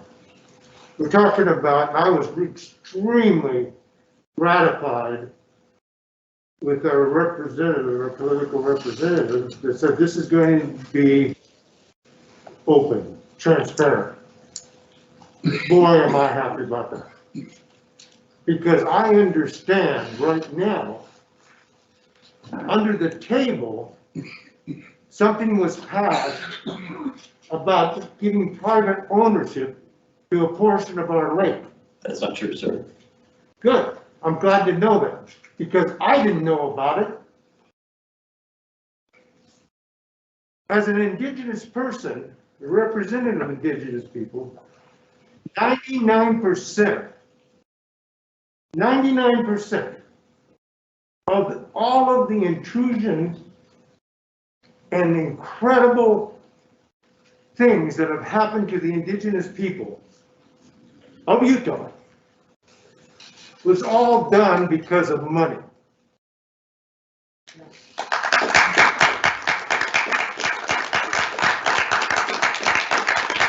And when I found out that there's a private concern that wants to capitalize on this lake when taxpayers will be paying and flipping the bill for everything, so only a few people can gain some income, that drives me nuts.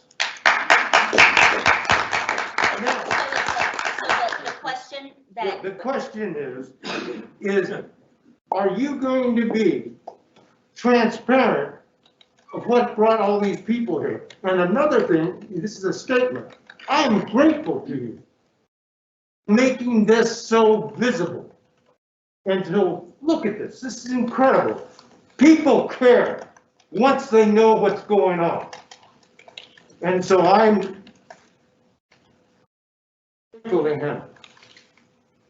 Make it transparent.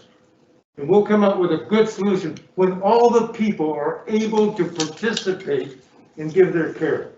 Thank you.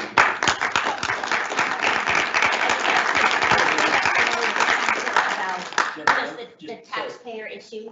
Just really quickly, so that you know, all of the tribes in Utah will be invited to participate in that process. Why weren't they in the beginning?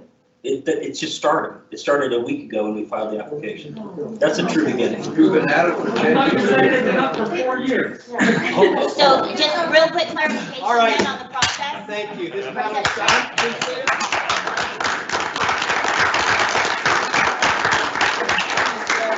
for the program tonight, you see the time, right? Excuse me.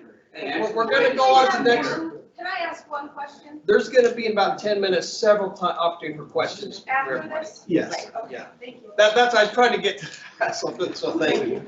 Thank you to our panel. Go ahead and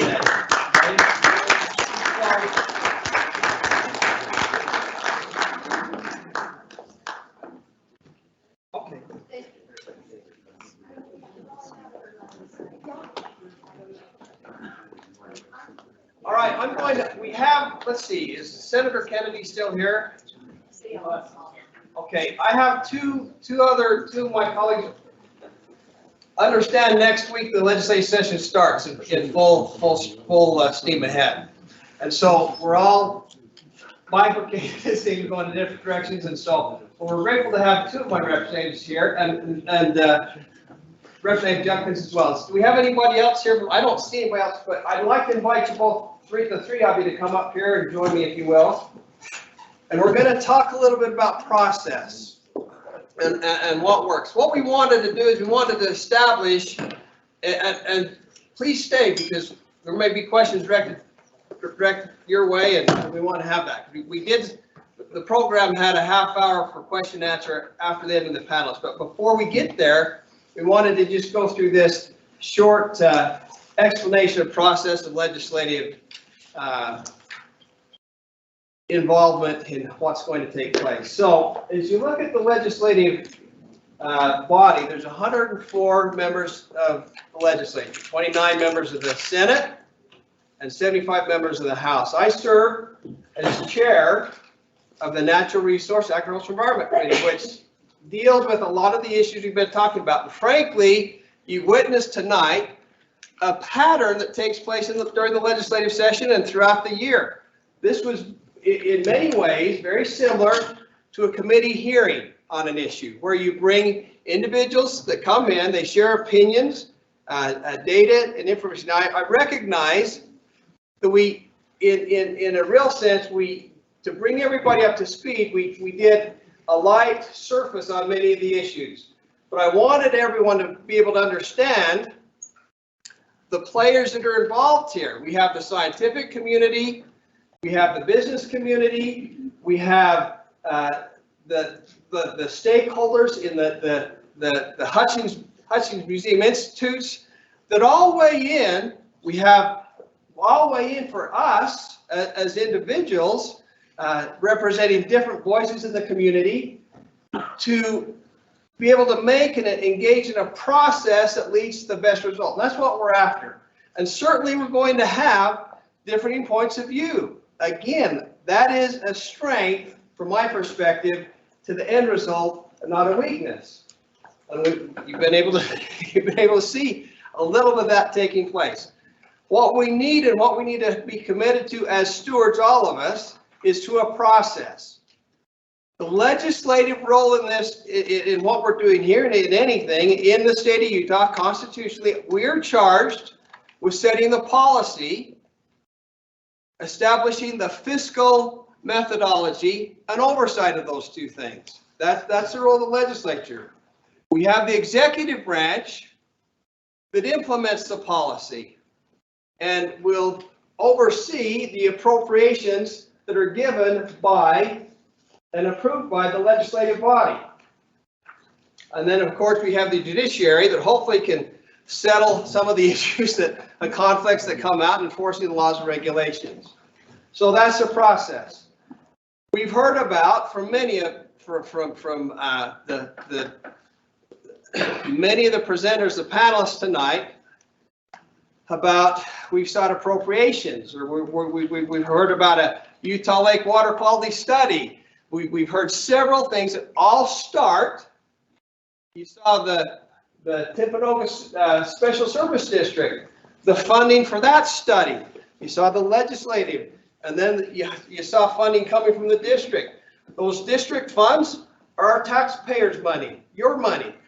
The legislative money comes from you, but the legislature is charged with allocating and setting the priorities in that process. In 2018, a bill, as we've talked about, House Bill 272, was passed by the legislature.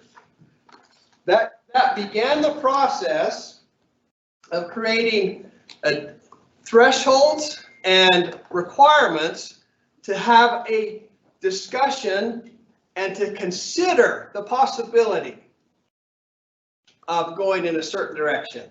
That doesn't mean it's going to go in that direction, but to consider the possibility. And as you look at this piece of legislation, I'll just say quickly, there's three parts. there's some findings on where the current state is. By the way, it was fun for me to, with my back to you, to hear the comments coming because I knew who it was from committee hearings. And I knew who it was. I know the voice. Voices. Many of us are involved, and I'm grateful. That's the process. Well, there were findings that the current state 4 years ago and where the lake was. We've talked about improvement that's taken place. And there was a statement here that says, upon legislative management approval, agencies within the executive branch can move forward doing things upon legislative management approval. And then there's a list of findings that need to be met for that consideration go forward. Okay, so that's the piece of legislation. As we've looked at the concerns and this 4,500 signatures and recognizing what's engaged, several of us have looked at this piece of legislation. We feel there's ways to improve it. Mind you, getting a piece of legislation right is like oftentimes landing an airplane. There's constant course corrections to bring it into a landing. That's just, we're not perfect, any of us. And we put an idea up and then we vet it further, and there's oftentimes multi-years of iterations that bring it in just the way it needs to be done. This is a good start for what we're trying to do in the process that we're seeking to have result in this great treasure being its very best version. It's the beginning, we're not at the end. We'll continue to work together. We'll be proposing amendments to that legislation to improve the transparency, the definitions, and how we move forward, and look forward to the results of that in this coming legislation.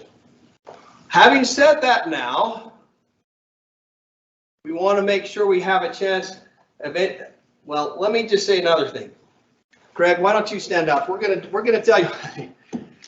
You've heard some of the panelists say I could go into more depth. That's our commitment to engage in that, and we're committed. This will be our first Utah Lake Summit. We look forward in late spring, early summer, coming around again to do the very things that Utah Lake Restoration has asked for, recognizing that's an important piece, important voice that needs to be thought through and considered, as well as other potential options as we move forward. We do anticipate other legislation. I just wanted to make sure, do you want to comment on that? Well, I'd like to just say that most of us here have strong feelings. Raise your hand if you've got a strong feeling. So that's why you're here. Here's what doesn't work. Attacks, cheap shots. It just doesn't work. It doesn't help. We've got too much of that. So however strongly you feel about this, we're committed at Conserve Utah Valley to a fair and transparent process. We expect the same of our legislators. We expect the same of anyone who's proposing some solution for the lake. So I would join this in saying we all feel strongly. We all want to make a point. Let's make sure there's plenty of opportunity to do that. I think that's what I feel strongest about. Again, it doesn't have to be my way. I want to be heard. And that's what I hear Representative Stratton saying. So our commitment is to help facilitate that. Thank you. You know, there is, thank you very much. There's a process that we all need to go through. We need to ask ourselves, is intervention needed? And we look at Utah Lake and say, I hope you've heard, there's been some great success stories. There's a good story to tell. We're making progress. But the commencement of that dealt with again, the beginning process of the need to have intervention. If there's intervention that's needed, well, do we have the science? Do we have the data? Do we have the muscle? Do we have the ability? Do we have the expertise to do it? Well, I think we do. You know, when this nation was formed, that the population of the whole United States was real close to the population of the state of Utah right now. I would take our 3 million plus people and put it up against any 3 million people in the whole world. We can get it done. If we work together, it's going to be a lot better and a lot better solution. We can get this done. The final thing is then, how do you do it? There's a cost. 1995, there was a study done by the commission, headed out by Utah County Commission. We talked about dredging and islands and causeways and so forth. The question is, how's it going to be done and what's the right way? And there were other options as well. We will get there.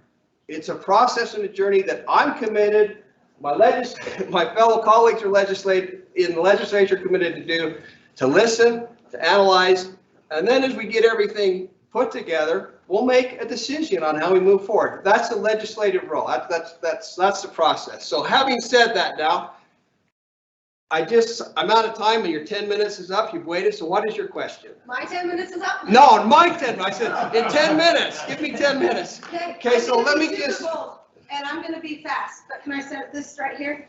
We are what? Okay, it's 8:17. We want to be complete by 8:30. But how long can you take? You can have for 1 minute. State of Utah. Pardon? So I was debate president here in Utah growing up, super fast. 1 minute. So background history, I'm not new. I've met with John at the Utah Lake Restorations back when they were first looking for funding and support. I've met with Eric Ellis and talked to him about the laugh test the Utah Lake Commission picks up. A couple of the board members, Lon Lott up in Alpine, Mayor Pro Tem for Alpine, has a huge construction company that just switched from algae cleanup and remediation. I have a question. So I've gone through a process where I was asked to submit an RFP. It took 92 hours. I was asked to submit an RFQ. It took hundreds of hours. 2 PhDs, a biochemist, and me being a single mom, everything I could put back into it. I was asked to prove what I can do with oil. This is oil and water with a couple drops of our product in it that we brought from Italy. I was asked to prove our reduction in mosquito, which the United Mosquito Abatement Association has tested, and we can prove 98% reduction. I can get rid of algae, which I can show up at the Pace Ranch, hands down, and Walt Plum, who is one of Utah's largest land developers. My question for you and everybody else who I've already met with, John, you and your brother Ryan, everybody else on the commission, is when I submitted the RFP, I was asked to submit. If you've ever seen Fantastic Fungi and Kiss the Ground, they're phenomenal. Nature can fix this.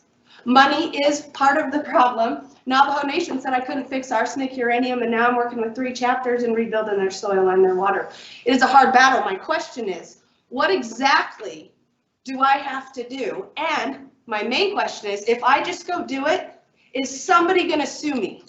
Because I can take this, which is bacteria and fungi, and with a few ounces per 1,500 gallons of water, I'll lick it, I can eat it, it's EPA approved, it's good for the fish. We have it in Cove Fort Fish Hatchery now to prove to these guys we don't kill the fish.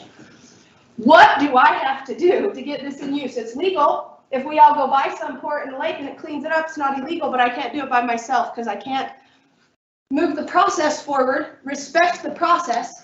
And although everybody here is all Team Utah Lake, I'm Team Utah.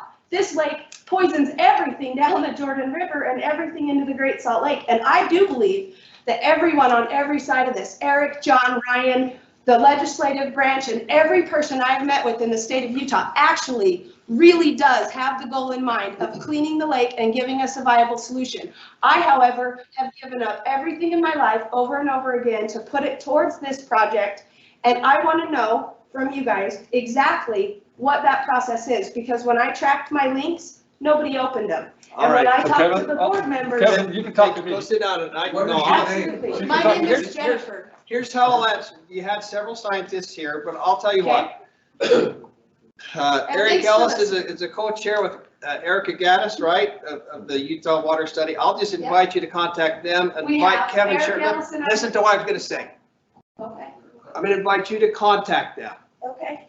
In 30 days, I will ask them how that conversation went, okay? And I'll also follow back with Keven Sherman, okay? Excellent. All right, thank you. Yeah.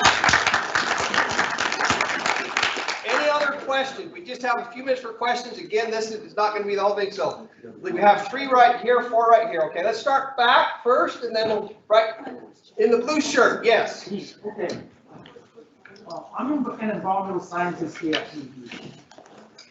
The panel. Tell you what, would you mind coming down here so that the microphone can pick you up and actually ask the question out that way? Take your mask off. Yeah, and just remove your mask while you speak. Okay, sure. I stand here. Right here. Yeah, that's fine. Okay. I am an environmental scientist here. I am an environmental scientist here at UVU. The previous panel indicated that hundreds of scientific investigation has been performed in regards to what they are proposing. I have looked and read throughout the proposal. I have not seen science. That's not what I said, sir. To my satisfaction. I've seen pretty pictures.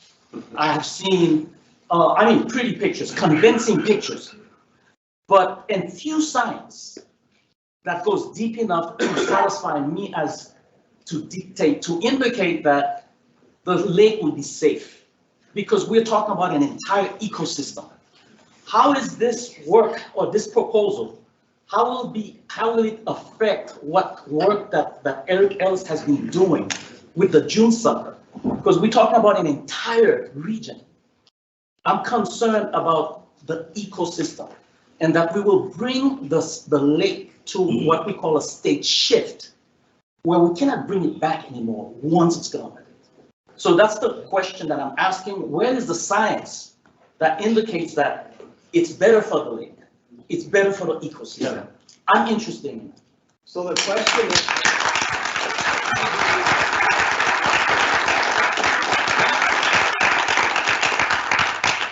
thank you, Professor. The question is, where is the science? So let me give a segue into that. And then I'll turn right here. I guess it was directly at the Utah Lake Restoration Project. Is that correct? Or is it to Keven Shirtleff or who just any, whatever the solution is, where's the science going to be? The proposal, whoever's made during the proposal, who submitted the proposal. Okay. I'd like to hear. I'll answer in three ways. Ultimately, when it gets to the legislature to even determine what direction we're going to be, all those questions will have been answered or addressed. Number one, there's a significant process that's going to take place with whatever we do. So I'll just broadly, our next Utah Lake Summit will begin addressing that as well. And then I'll be glad to turn it over to whoever. Go ahead. Yeah. Sorry, what was your name? Eddie Cadet. Eddie? And what did you say your background is? Environmental science. Environmental science here at UVU. You're a student? No. Professor, teacher. Professor, excellent, thank you. I just didn't hear it very clearly. You said it 3 times. Well, remember, we're having a hard time getting the volume out and so forth. So remember, respectful, civil. Yeah, so I'll restate maybe what we said before, just to make sure there's no confusion, hopefully.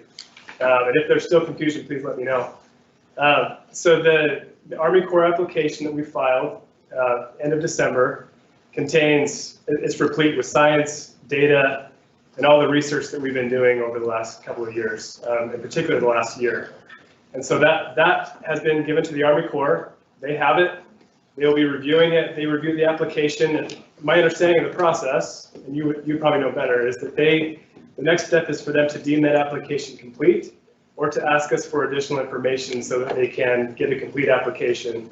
Once they've reached that step, they would release that publicly. As we said here too, we would also release that on our website and anywhere that needs to be found.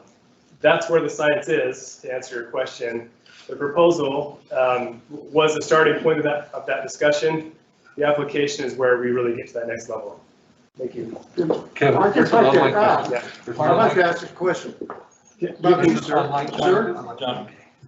Oh, sorry. Yeah, what about you? Yes. Almost 3 others. Okay, you're saying that the Corps of Engineers have this? Yes. Okay, why haven't we got it? That's the process that we're required to follow. Let me think what I would say. Let me intermediate. What I hear saying is they're asking for information. You're want saying to share it. You have the information? Yes. We've submitted it to the Army Corps. And it's available? It will be made public. And as soon as they have process within a month, it will be made public. It's their process. We have to follow their process. We're required by law to follow it, and we're excited for that. Are you That's able really to- helpful. It's not helpful for us to just hold on to it and say, we can't wait to give it out. No, we really can't wait to give it out, because that starts a more thorough scientific discussion and not just a what's happening now. Does the Army Corps require that you give that in without making it public, and they have a chance to look at it before it's made public? Yes. Yes. Okay. So they said we need to review it, deem it complete. Yes. I think that's the Yes. question. Thank you. Good. Okay, next right here, yes. Okay, I'll come down front. My name is Danny Horns, I'm the Dean of the College of Science here. I just want to clarify a couple things. So when you asked if state lands will be transferred to private holdings, the answer was no. Is that correct? Did I get that correct? The question was lake bed. Lake bed. That was the comment was about lake bed. So once an island is created, it's no longer lake bed. No, that's not true. Well. So no, my question is, will the islands be private land or state land? Representative, do you want me to clarify that? Why don't you clarify your comment, and then I'll answer. I said that there was the case, because the lake bed belongs to, it's sovereign lands, it will always be sovereign lands. Mhm. Our proposal to the state is that as we add environmental benefits to the lake, and what the law that was passed in 2018 requires significant environmental benefits to the taxpayers up front, and then we can petition the legislature to divest of some of those lands that we've created that don't exist today, that are island formations. We call them sediment impoundments or something. Dredge containment areas, because that's what the Army Corps calls them. Okay, we will petition to take some of those into private hands in exchange for the work that was done. We're talking $6.5 billion of environmental work improvements to be done for the lake, for what we're asking the legislature. And also, just be aware, not all of the islands we're proposing will have any type of development on them. More than half will be recreation islands, open to all the public, or estuary islands that are good for both the wind, stopping the winds and waves from crashing on the shores, and good for migratory birds. So we paid for it and you benefit from it? Nope, you don't pay for it, we pay for it. Well, yeah, because. No public money is spent on this? That's correct. Zero. Private money spent, $6.5 billion of private money spent to clean up that lake and benefit that lake in exchange for part of the land that we will develop, not all of it, part of it, that we will use for development to pay for the process. So there is, however we use the terminology, from the map view, area that we would view that is currently state land, that would become private land. That's correct. Under our proposal. Okay, which raises the concern of. Absolutely. So that's like half the lake then. And when we say private land owned by developers too, because within the bounds of cities, well, that changes public policy, right? Right. Anyway, I just wanted to clarify what the intended use of the islands was, because I couldn't see that on the short version of the. More than half will be held in open space, recreation and estuary islands. Okay, thank you. And the other half? Will be forms of development, including open space on the development. But that is the intention. We're not hiding from that. That is the intention. That's how we pay for $6.5 billion. No, I didn't want to accuse you of hiding it. I was just curious because I hadn't. And you have, sir, and I correct. Others have. You have. Thank you. Thank you. Next question, yes. You'll be next. Thanks. I don't have any particular credentials except that I've been in marketing for 50 years. I appreciate the two sides, that even in their legislative process, it seems like we're processed toward a yea or a nay. And I'm just wondering if there isn't such a thing that would allow the process to say, well, what if we put out a RFP, a request for proposal, to the public, and say, this has been presented, and let's see what other ideas might come forth. That was done. Because I haven't heard anyone say anything about the economics of developing the West Mountain or all the rest of the perimeter of the lake, which does not infringe on agricultural land. Because it's not like we don't have water, it's just a matter of the expense of moving it.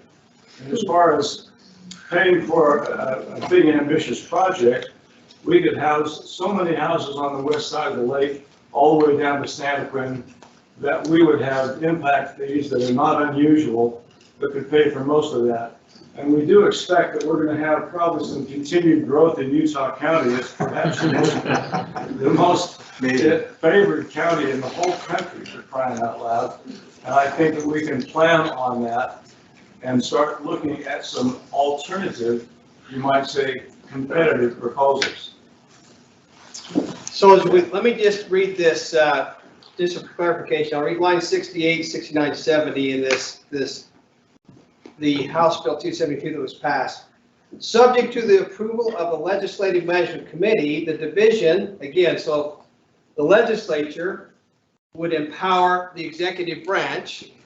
The division may dispose of appropriately available state land in and around Utah Lake as compensation for the comprehensive restoration of Utah Lake under a restoration proposal if the division finds the restoration proposal will.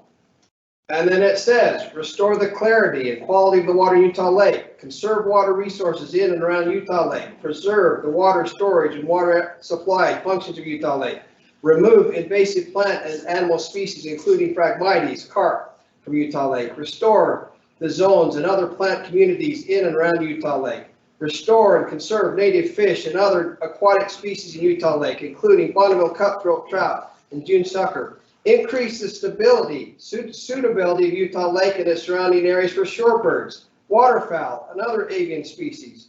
Improve navigability of Utah Lake. Maximize, enhance, and ensure recreational access and opportunities in Utah Lake. Preserve current water rights related to water associated with Utah Lake and otherwise improve the use of lake for residents and visitors. Now, that's a comprehensive list of thresholds that need to be met. And honestly, I'll just say it, from my legal background, I love that language on either side.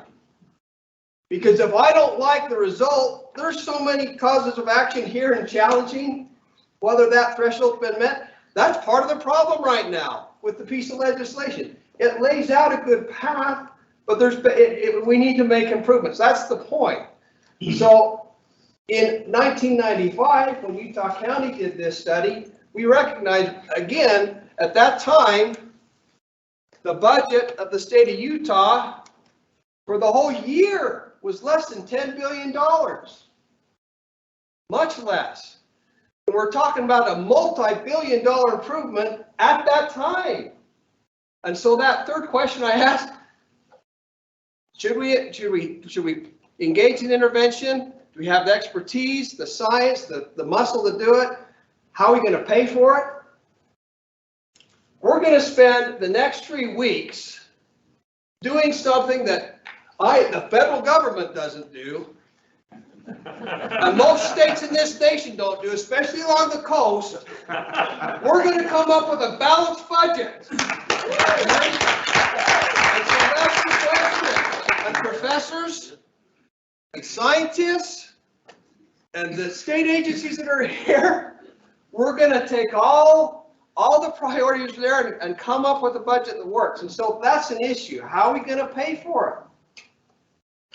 And what this allows, to your point, to your good point, a proposal. It doesn't designate any specific proposal. Representative, in 2018, following this legislation, state procurement put out an RFP, to your point.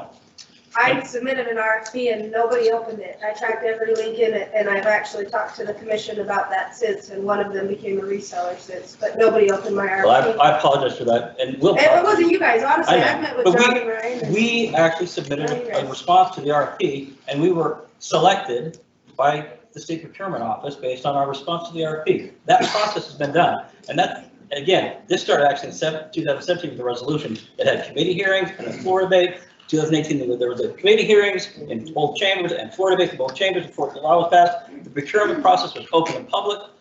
And I apologize for those of you who don't like what we're proposing, but we were selected by the state. We have to meet all of those criteria that he described in order to move forward with our process. We will have to demonstrate that we meet all of them. Well, and that's the process that we're doing now. Let me just reemphasize what we did in 2017, 2018, and so forth. I was there. You can look who voted for this bill and who didn't. What we did in that process is, does it make sense to have a conversation and look at the options? And I gotta tell you, whether this Utah Lake Restoration succeeds or whatever the result of it is, this is like putting together John Kennedy back in the early 60s. We're gonna go to the moon. There's gonna be benefits that come from this process that will get us certainly where we want to be, and it'll be the best for our commitment. It will be the best version of that lake. And the questions are being asked. Thank you. They need to be asked and they need to be answered. And that's our commitment. So yes, sir. Yeah, so my question is actually for our panel here. Make it hard.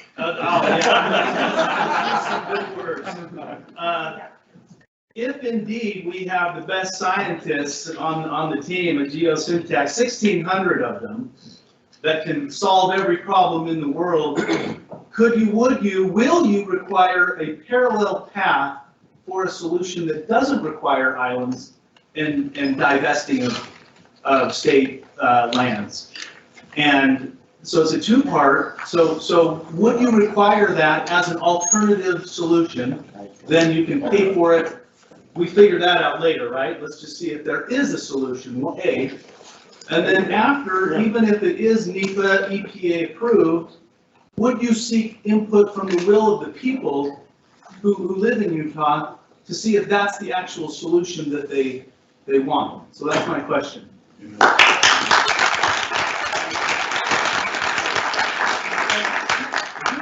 you mind just recapping the question for people who are online? Just yeah, the answer. To summarize, I think the question was, as a legislator, what do I see as feasible methods going forward that might not be islands? Is that what you're saying? The other option, rather than putting islands there. Yeah. And why I do we can have to answer have it. islands? Hope I answer it, but I don't know. So I'm newer to the legislature.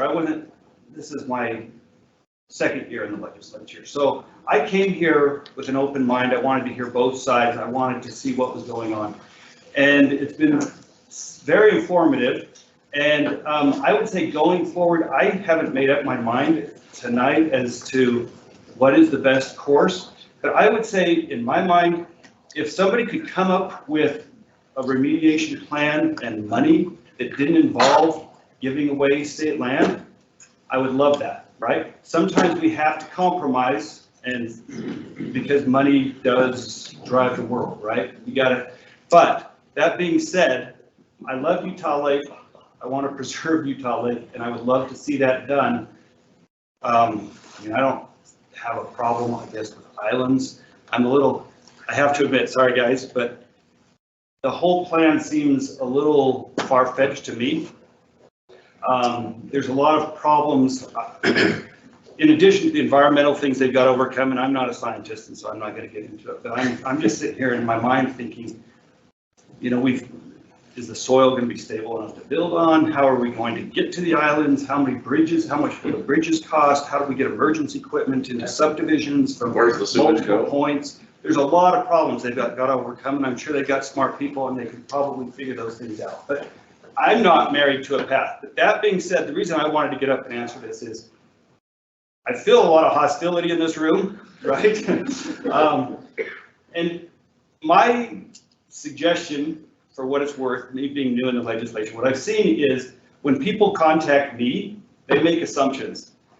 You love killing puppies, whatever, right?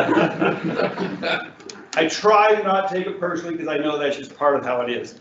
But it's hard as a human being. So when you guys reach out to the legislators and you try and say, this is a path that we think it would be a wonderful way to move forward with the lake, try to be kind. I think you'll get a lot further with me and other people in the legislature if you try and treat us as allies rather than enemies. And that's. Sir, what is your name? Nelson Abbott. Thank you.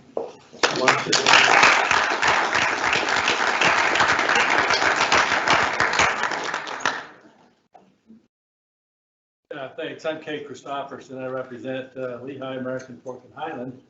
And I grew up in Lehigh, I've been there all my life. How about Cedar Hill? No, not Cedar Hills, sorry. So, you know, I grew up fishing on the lake and swimming, and I remember when I was little, they said, don't go swimming, it's not safe. So, but I'll tell you what, a lot of things have been done on the lake to improve the lake. It's a much better situation. I go boating on the lake, and I appreciate all the work that's been done. There's still other things that we want to look at doing. One of the things I noticed when I was boating is, you know, especially later in the summer, it's pretty shallow, and I'm kicking up mud right out in the middle of the lake. And I thought, you know, for years I thought, why don't we dredge the lake, you know, make it a little deeper, make it a little safer, better get on, safer, whatever.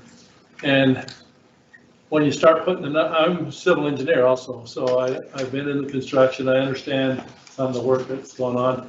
And I realized that's a huge expense. So when I got in the legislature, probably 7 years ago, there was a group similar to this group that had a similar proposal. And then I didn't hear much about it, and then I heard this proposal, and you don't, you know, until they get all the ducks in a row, you don't say too much about it because you don't know what they're gonna do and you don't know how serious it is. And then when they submit a proposal, then it's serious. But the thing that's good about the proposal is it's another option. It's trying to solve the problem, saying, okay, we can dredge the lake, we can clean it up, we can reduce some evaporation, whatever. And where do we put the dredging? Well, you put it in a place close by. You don't want to haul clear off. Where do you put it? You know, so they just make the islands out of it. And then they say, how can we benefit from the islands? We can make them so that the lake circulates in a certain way, and we can use it for bird refuge, and then how do we pay for it? You know, how do we pay for it so that the taxpayers don't have to pay for it? Well, let's develop part of it and use it for commercial or residential or whatever they plan to do on it. And so that's an option. And that's something that, you know, it's a plan that could save money. That's an option that we ought to look at. It doesn't have to be the only option, and maybe it doesn't have to be all the islands, maybe part of the islands, maybe there's something else, but that's a proposal that's legitimate, and we ought to be open-minded about it. There's also other things that may be some solutions to the concerns you have, and I'm sure they'll like to hear those solutions. I know that one of the legislators has a proposal to change the authority of the Utah Lake so that they have more resources to make decisions with the lake.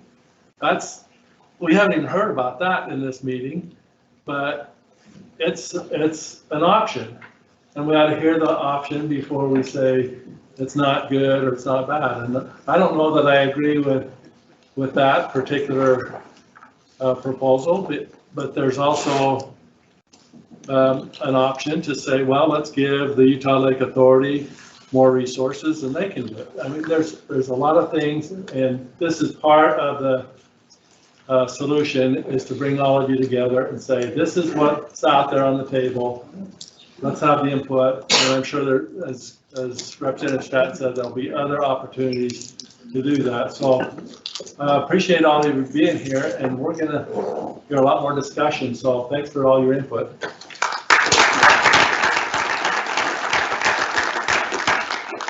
Super quick, but I'm Representative Marcia Judkins, and I actually represent most of the lake.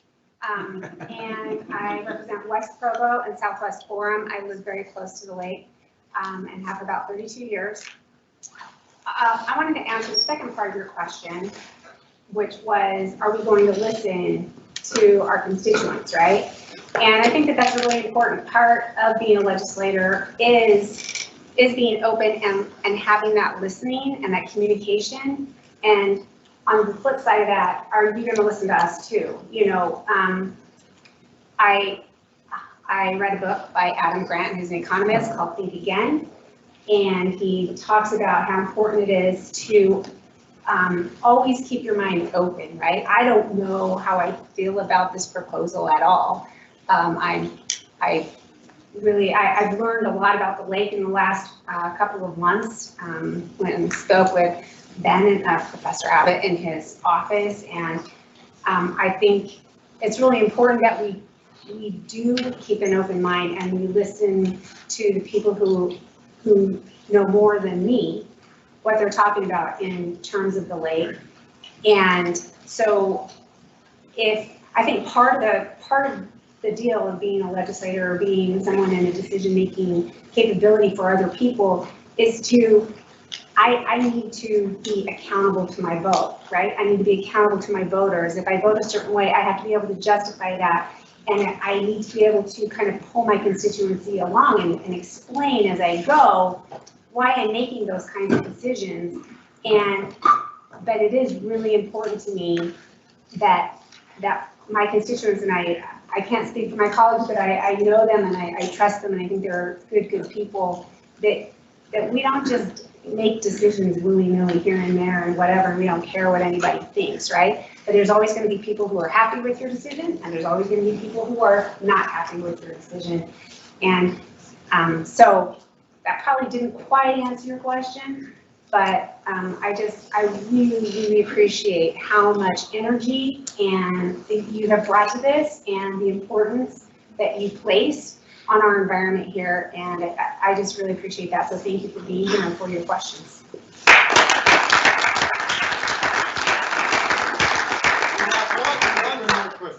This is a question. It's a question. Okay.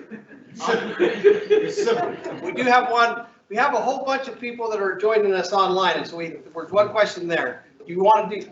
Okay. Can we From take my that? understanding of business, whenever you have a project, you have quite a few ideas.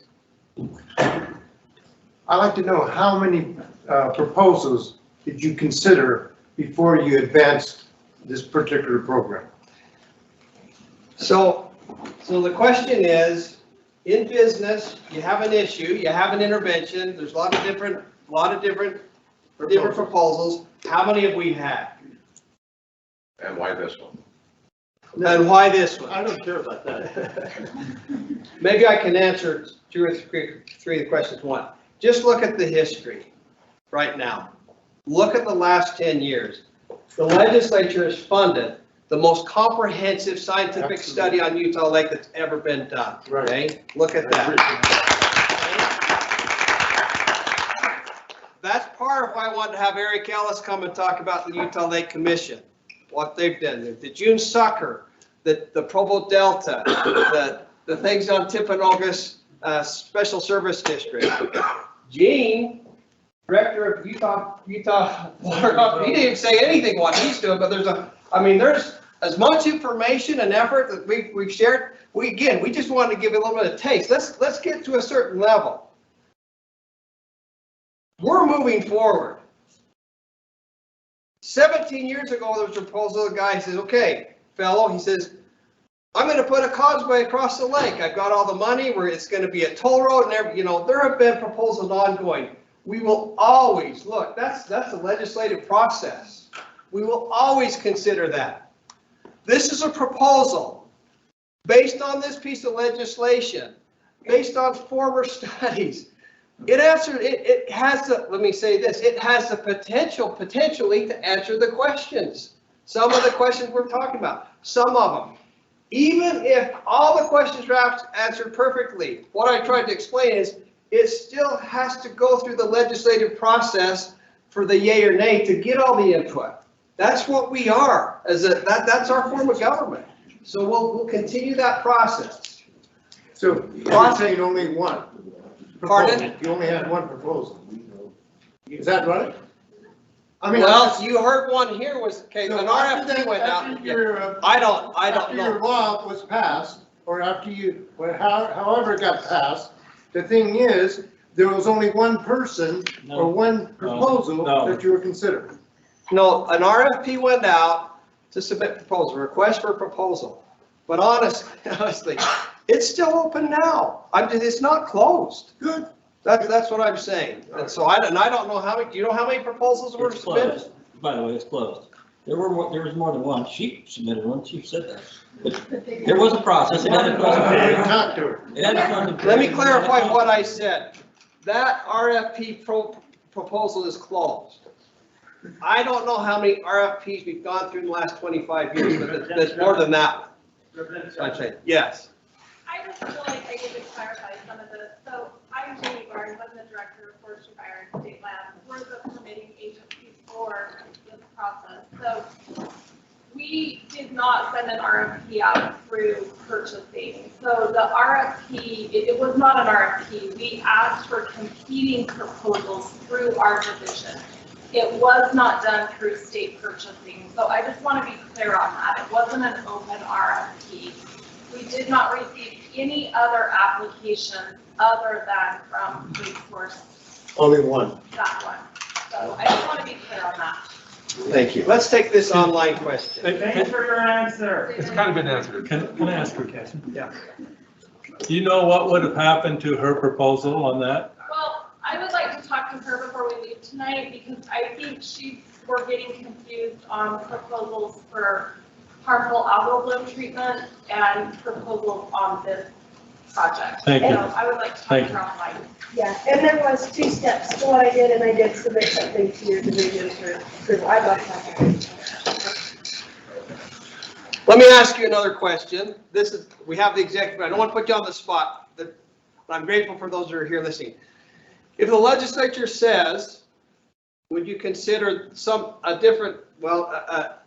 additional proposal? Let's say this stuff's tolls or whatever, but that is to say that this is the only proposal to be considered in the next 10 years. I don't know if that's a fair statement either, and I think that's what you're trying to get That's to. exactly Is that fair? She's correct. There was a request for competing proposals to our proposal. So maybe it wasn't technically an RFP. It was a request for proposals. But yeah. And there was an end period, right? There was an end period they had to submit by. That's correct. So I wasn't misrepresenting that. That process took place. We submitted a proposal. There weren't other competing proposals to ours, is that correct? That's correct. And so they allowed us to move forward. Part of this process, and this is what I tried to emphasize about Nepa. Part of this process, the state requires us to go through the federal Nepa process to identify all of the environmental challenges, all the harm, all the challenges that exist today, our solution to them, what harm or benefits we may bring, and the federal government will do an analysis of that. We have to pay for them to hire a consulting firm, then do that analysis, and then they'll say, your project stinks, you'll never do that. Or they'll say, we like parts of it, you can do those, we don't like those, fix those, or they'll say, we let your project go. This is the process. That's why I said the process just started. That takes we have to do more science, we have to do modeling, we have to submit that to them, they put it out for public comment, public review, public criticism. That's the process. We're just starting the process. So let's say you get the permit, Jeff, then what?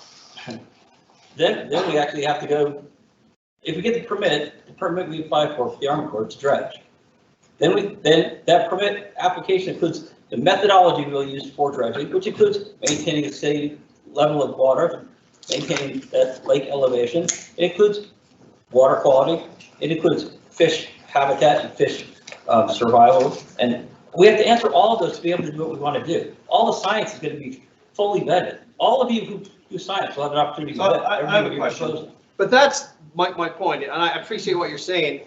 This is going to be reviewed and science reviewed and ongoing. Can I ask a question? But sure. So does it come back to the legislature at some point, or does it go to a management committee? Yeah, thank you. Let me clarify that. Well, that's my point. The legislative management committee is the legislature, just for the record. It's leadership. So everybody in the legislature will have a vote on whether or not. I'll explain it. Right now, today, in November, if you go back and look online, in November, maybe October, I think it was November, the legislative management committee met. And one of the things they considered in that meeting, in that public meeting, and it's all online, you can go watch it, is there was a proposal by, I think it was the Utah National Guard, to swap land with state parks. Any land swap like that goes to the legislative management committee. They're the committee that says yay or nay on any type of land transfer swap. Is that correct, Jamie? I don't think so. I don't know on any. I'm not sure if any land swap. Well, that one did, and 2018 laws, it followed that process. The drafter looked at that process and followed it, and it was in October, November. They did that with state parks, and I think it was the state. But with that, all Guard. I want to know is, it sounds like if you get over all your hurdles, at some point, it comes back to the legislative management committee, not the legislature as a whole, just the management committee to give the final stamp. Under the 2018 law, yeah, that's my understanding. So let me answer that. Representative Abbott, Yes. you understand we have a piece of legislation open. That's one of the concerns. Something of this gravity, we feel, should be heard by the full legislature. So that's what's. Right on. So we'll see if it goes. We'll see if it passes. Yes, you know, and there's reasons for the legislative management to do it, but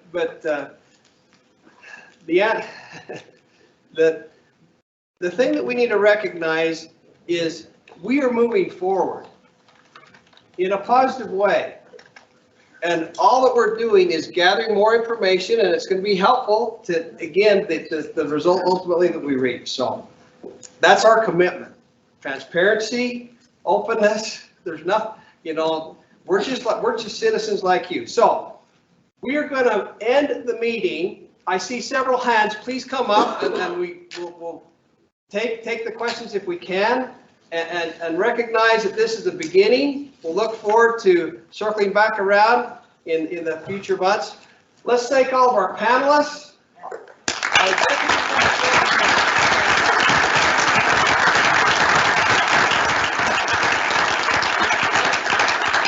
Thanks for the technology. You know, thank you. Thank you. Have a good evening. Thank you, everyone.